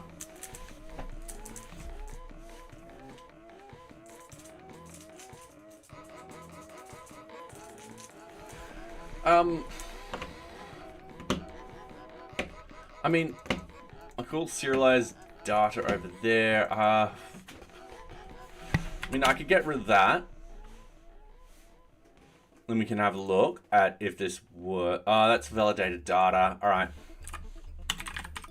I could pass validated data. You're right. I could do that. Yeah. I think you're onto something. All right. So we've got this. We're hitting play. We're down here. We've got validated data, which has a date time. All right, sweet. We're should be fine now. All right, sweet, that worked. Now we shouldn't have change task required by. That shouldn't override. The description shouldn't override. That is downtime. I just want to untick that one. I forgot to get rid of the breakpoints.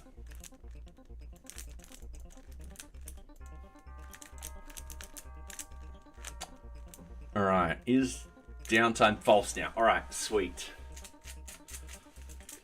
All good, all good. In Spain, companies ask for 2 years of experience that I cannot obtain because no one is hiring without prior experience at the moment. This is where I would say start networking. Go to meetups and stuff like that. So, for example, let's go meetup.com.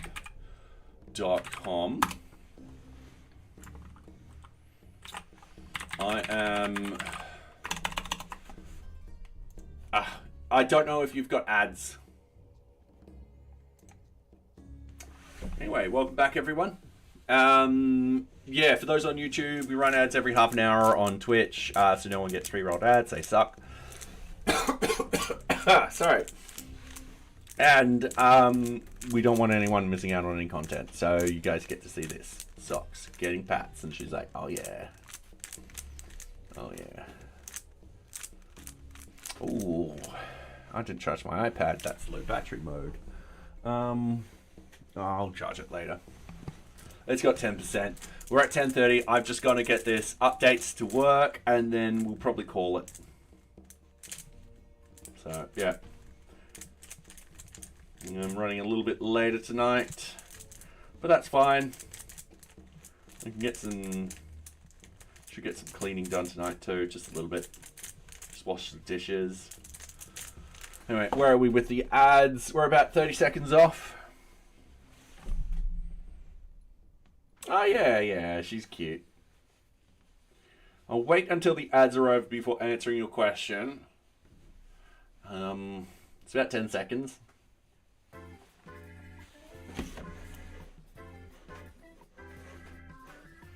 All right, and welcome back, everyone. All right, so my recommendation for that is doing meetups. So let's say you wanted to do Python in Barcelona. All right. You just use like something like meetups or anything like that. I'm assuming it's not Python. I'm assuming it'll be in Spanish. So clearly, your searching of this will be a lot better.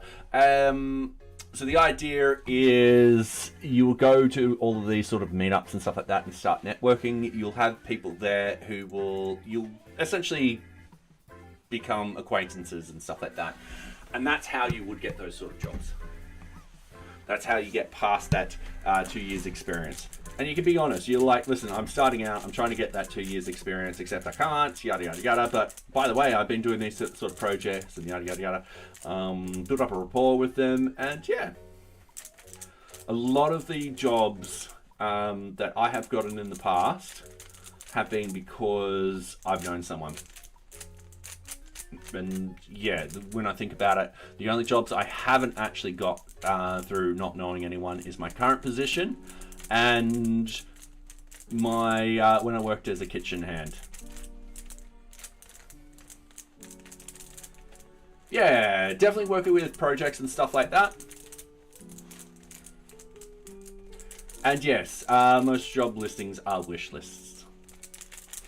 So I didn't meet some of my current jobs wish lists, but you know what? That's fine. I've learnt on the job, and hey, I'm a contributing member.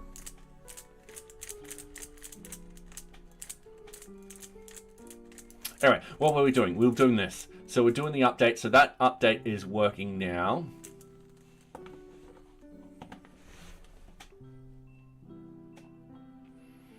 All right, so this is actually looking good.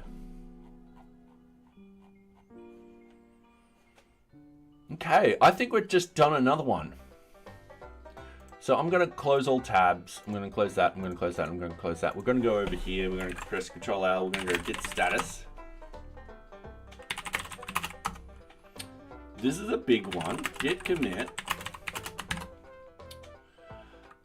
This would be, number one for me is show me you're passionate about the craft. So many people in just for the dream of big dollars that don't give a crap about programming. It's fair enough.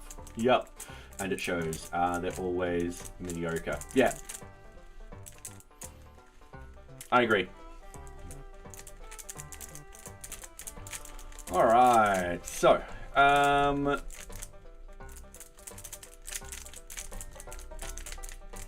cool. Sorry, I just lost my train of thought. What I was doing. I'm doing commit message. So, improvements to the change task API plus changes to the RFC status references now contains enums.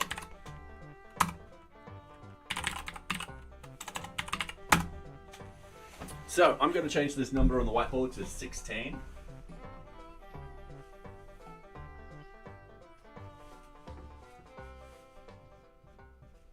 And we're slowly getting there. We've got 4 left. 4. Considering how many did we do today? I don't know. I didn't even count. I think 3 today. So if I do a couple, I think potentially I could do all of them on the weekend. And then once that's done, yeah. Willingness to learn and do things like testing and bug fixing is a big one. I remember my first job, I spent the first month also unit testing. Yep. And bug testing is usually what you would do when you jump onto a new project and stuff like that. Figuring out how everything works, and then, yeah. But it was a good understanding of how everything working from testing it. Yeah, yep. Socks look sleepy. Yeah, it's past their bedtime. It was very cold last night, so none of us actually got any good sleep. I had a nap at lunchtime and went straight to sleep. Like, I was just exhausted. I was just like, I need something to, I need to do this so I don't fall asleep during the workday. I woke up an hour later to my alarm going off, and then I'm like, holy hell, it's 2 o'clock. Because for some strange reason, in my not quite awake state, I thought I didn't go to work today. I thought I just woke up for the day. Yeah, I was tired. And my brain hadn't kicked in, being like, no, you did do half a day already. Buddy, calm down. I had a mini panic attack. I was like, oh God. How can you tell between one or the other? Someone who's passionate wants to go out and learn more. Who's sort of interested in how the technology works. When it gets cold, oh, that's Mocha? Yeah, it's Mocha. All right, curls up between my arms and head. Aww. Socks will sleep on top of me. She doesn't like to sleep next to me. She'll sleep on top of me. So yeah, and then Max sleeps in between my legs, and it gets really annoying at night because I'm trying to roll over and he's right there, and he's not a fat boy. He's a big muscular boy. So he's quite large, not fat. Oh yeah, follow-up questions? Yes. Yep.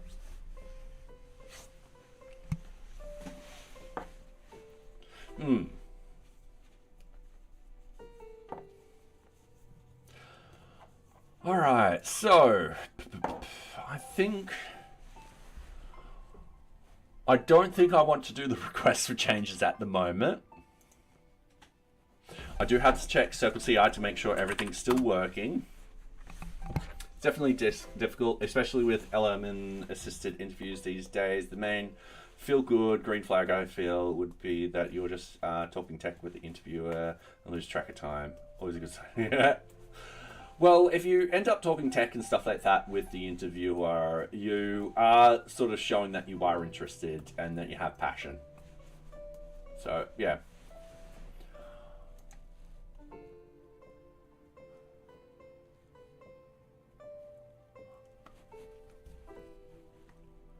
Alright, log in. Alright, log in. Okay. Oh, failing.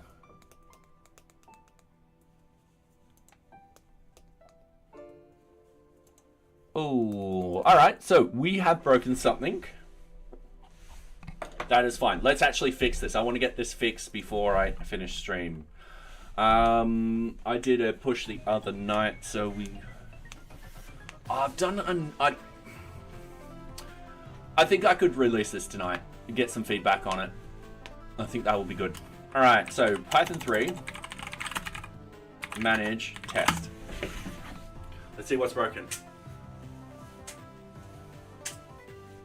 And I need to go through and remove all of these sort of warnings and stuff like that. They do annoy the bejeebers out of me. I just need to figure out how. Alright, so we got one error. RFC status into field.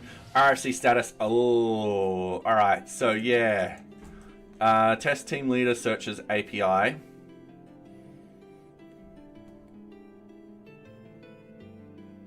Alright. Unsupported lookup, RFC status, integer field, not permitted. So, what I want to do is I want to go over into the code. I want to do this. So, we are doing search data. Is that actually happening with the search? Yeah, we've got a fail here. Alright, so we would have failed the end-to-end tests also. I'm just double checking that. So if we go npm run e2e, that will definitely fail that. I tend to do the old tell me about a project you work on and ask follow-up questions about it that seem to have worked out so far. Yeah, I agree. Though losing track of time is a good sign. You'll work well enough with the person. Yeah. Surprising how many people don't understand most of the job comms. Yeah. Alright, we're just doing this. It's going to fail. I know it's going to fail. I just want to double check that it is actually failing. This mainly check is just the sanity check for myself to make sure that my end-to-end tests are actually picking up cases like this. If they're not, then there's something wrong with my tests and I need to actually go back and redo them.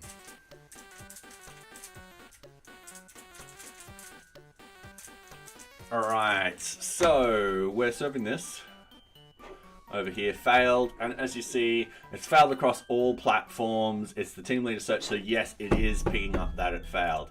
Sweet. We know this is all broken. We know both the backend tests and the front-end tests are failing. So, going out over here, we're doing the team leader search. We're searching for this. It means that this is going for search data.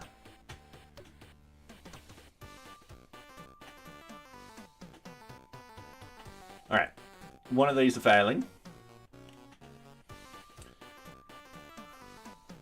What I want to do, I want to go over here, I want to open up this, I want to go into the network tab, I want to hit reload. We don't want to resend, we're just going to do that. Oh, I hate when I do that. We just want to do that. So this is data server, so in field. This is part of search data, so we want to go search data. We want to go to the URLs. We're in here. We're like, all right, sweet. We actually want to go to this implementation. We're in here. We go form search objects that passes. It's this part of this particular search objects. Why? Oh yeah, we do this as a form. All right, yeah, an object. All right, so going over here, worked with people who have been good technically but terrible. Team members made everything much harder. Yeah.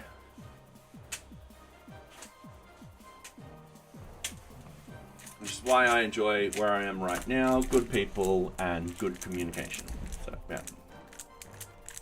Now somewhere in here, we have the issue RFC status into the field. All right, so going up to the top, RFC status, and it's this one here. What did we do before with the dashboard? I forgot.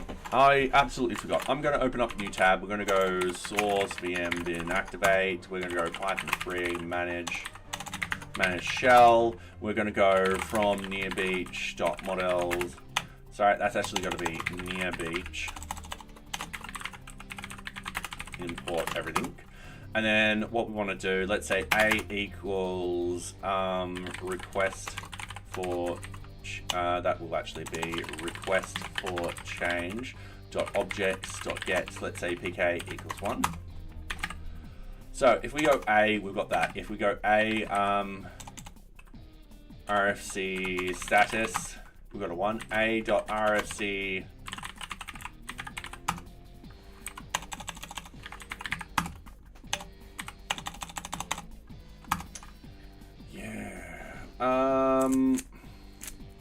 I don't think we solved that in the other area. No, we didn't. Yeah, we've got the ID, but we don't actually have the enum. Alright, cool. Give me a couple of seconds. Django, rm, get enum.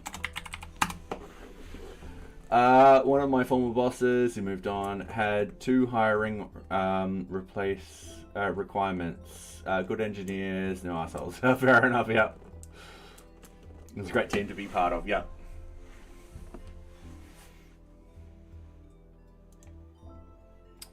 Alright, from today has built-in enums, so yep. I want the label. So enum arguments used when constructing the new concrete type. Django supports adding extra string value at the end to the tuple to be human readable label or label. Alright, so if I go up here, no.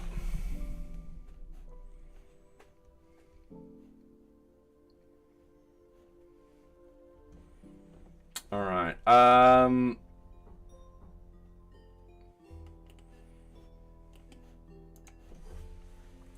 so we've got that. Oh, dot label.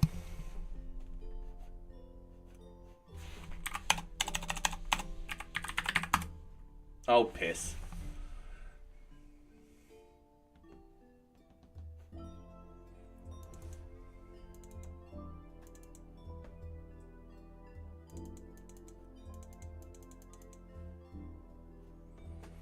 Alright, note that year dot senior year in school, senior or to access lookup number values, work as expected, as do the dot name dot value properties of the member.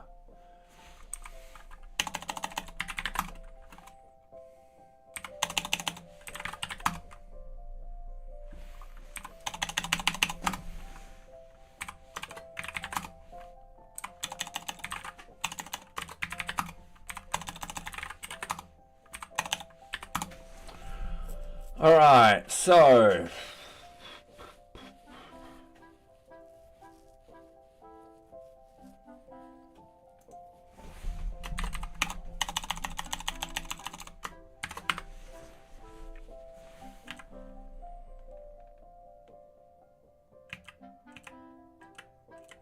okay, I think that will work for the moment. We will have another bug.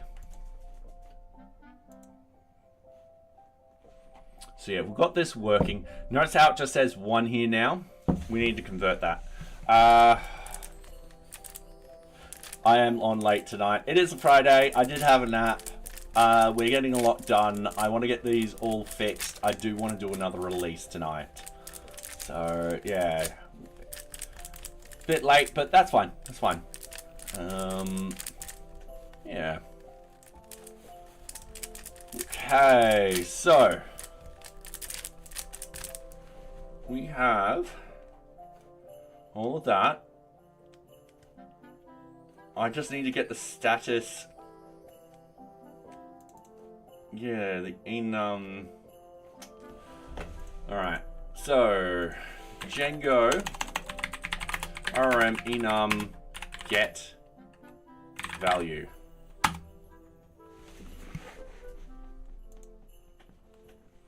Alright, so in here we've got local title, yada yada, enums. Alright, yep, cool. We're all happy with that. Oh, and thank you very much, Nervo, for the follow. Welcome. You, I think, is 1001.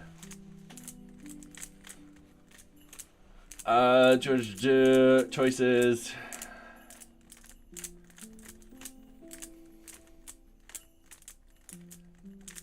Tag does not matter, but you should use. No, I work a full day. I only had like an hour nap. Yeah. No, I worked from 8:30 till about 5:30 today. Actually, no, I worked till about 6 today, which is why I was on late streaming. I just wanted to get stuff done. I've got to wrap stuff up. I'll explain in another stream.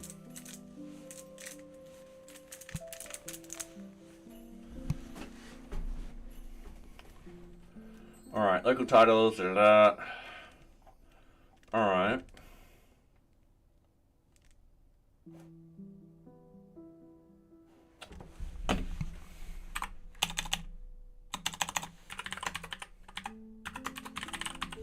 Get RFC status display.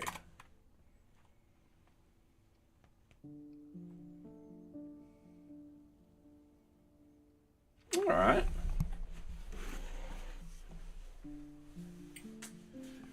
Okay.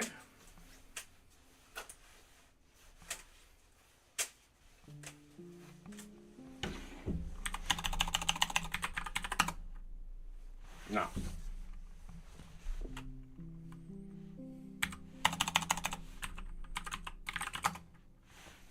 Functions, partials, yada yada yada. RFC fields. RFC status. I don't know if that will work, but let's have a look. I'm just going to copy it. It doesn't hurt to paste it into here at all. Working from home privilege. I sometimes sneak off lunchtime nap. Yep. They are awesome. They are awesome. Yeah, that failed. That's fine. That is okay. What I want to do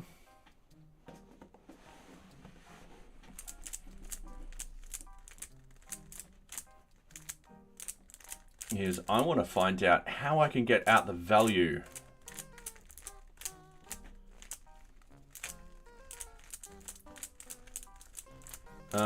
With concrete data type, require all values to match the type. Overriding the blank label cannot be achieved by creating a member none. And all right, no.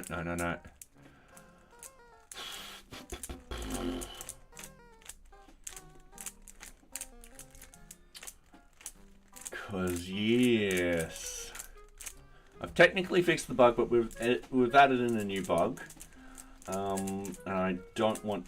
If I can fix it. If I can fix all of it, I will. Okay.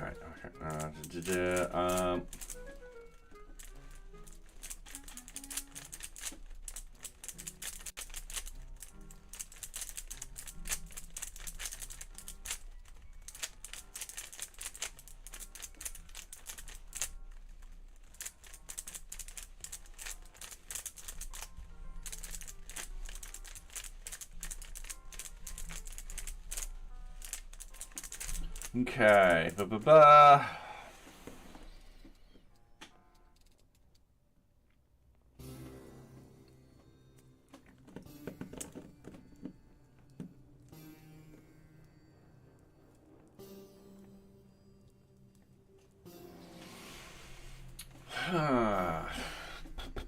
I could do a def and have the value pass through. That might be a problem. That might be a solution, not a problem. All right. Yeah. Okay, Django RRM handling the enum values with query. Get values of enum fields in the data. All right, cool. From Django enum fields. Yep. All right, cool. Service enum. Yep. All right, cool. Query devices, services, print service. Yep. I get errors when service.value query. All right. It turns out that they can just serializer.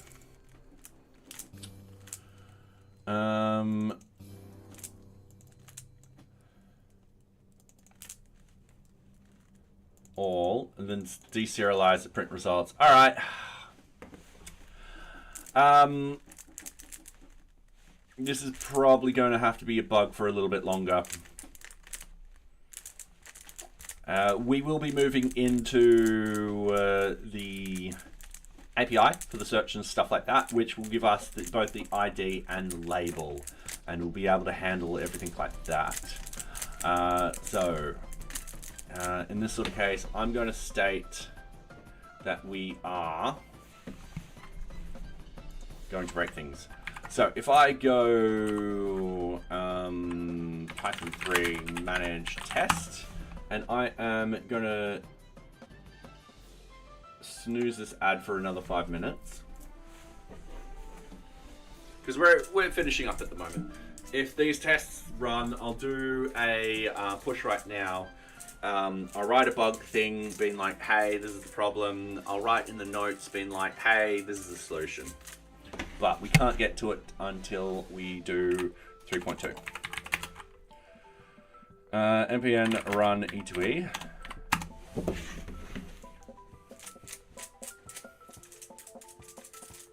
Because I don't want to, at this, considering how far along we're with the 31 branch, I don't want to do a workaround for this one particular case.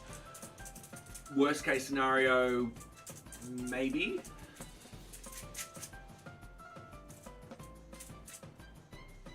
I could do a workaround and then do it properly.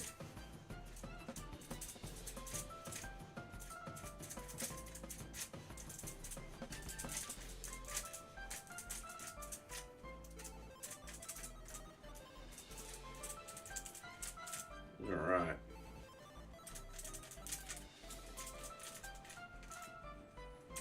Hey, socks.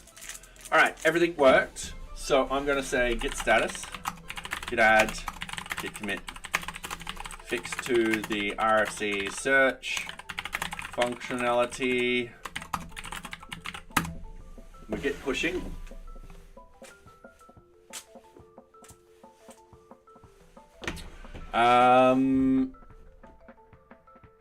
Right.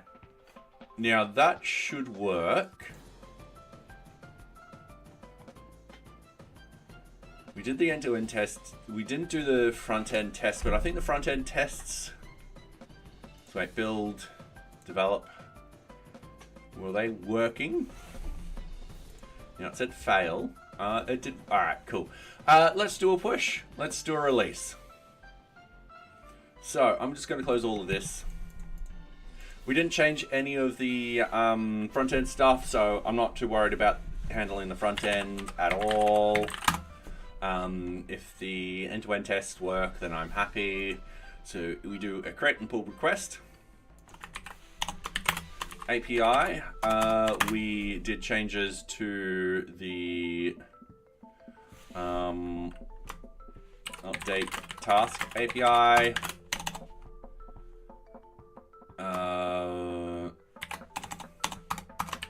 Bug fixes, minor fix to the scheduler last run date.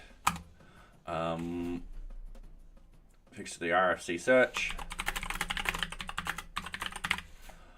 What else did we do? We updated we did model updates.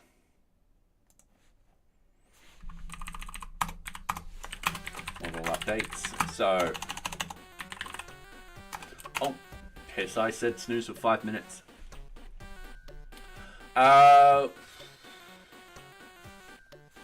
Changed the RFC status to an enum supported status. Alright, to update the API, what else did we do? Change tasks. Update, change, task, API. Alright, sweet. Cool. Create pull request. I'm being naughty.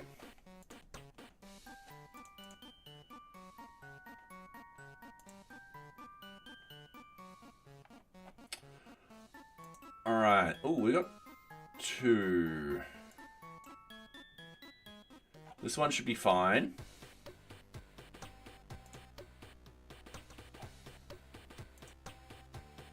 This is just updating, making sure that we're using the latest version of that. That's perfectly fine. The review changes is definitely approved with this case. Yeah, it is that. It really is that.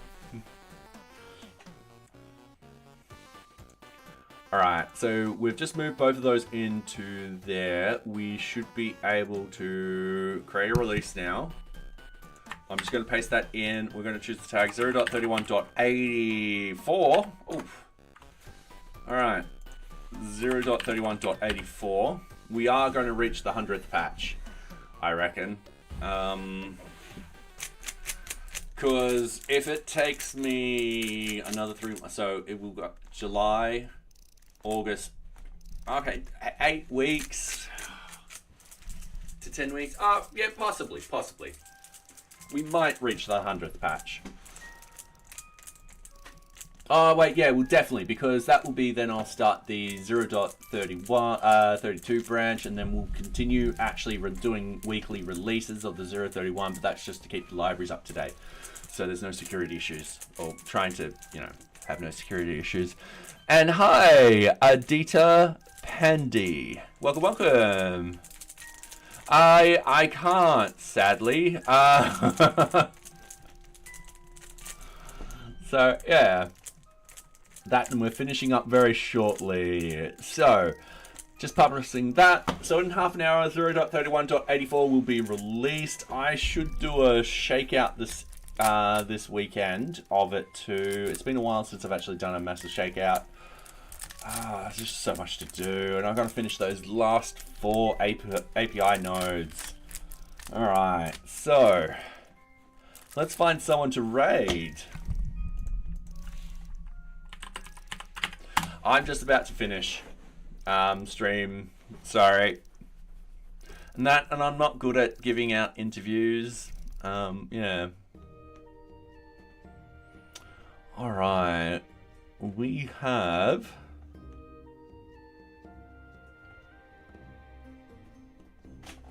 it's a toss-up between Ashes of Owl. What are they doing at the moment?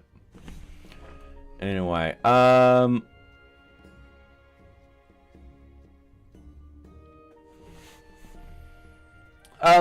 the best way to do that is to go to job interviews and stuff like that. Or ask someone who does the job interviews. I don't do job interviews, so I don't know what to actually ask.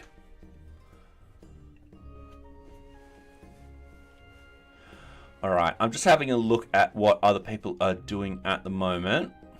Give me 2 seconds, and then we'll go raid. Alright, they're doing that. We'll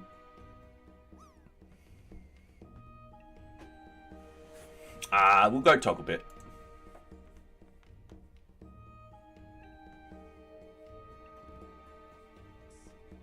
Alright, so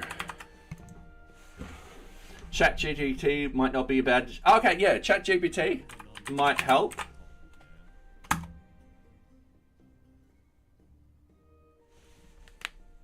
Probably interview questions in the training data. Yeah. Alright, that's actually a good idea. Thank you very much, Nocturnal. Okay, cool. Anyway, thank you very much everyone for coming tonight. It has been wonderful. We've streamed really late, especially for me. I am going to be exhausted tomorrow. I probably won't want to talk to anyone. Yeah, thank you very much for being here. It has been great. Yeah, we're getting stuff done. I reckon we can get all this API stuff done by the end of the month, which would be nice. Anyway. Have a good night, and I do hope you enjoy Togglebit. So, yeah. Those on YouTube, sadly you won't be able to follow us to Togglebit's stream, but thank you very much for being here. Greatly appreciated. Don't forget to like and subscribe, and I'm hoping to see you guys next time. So, yeah, thank you.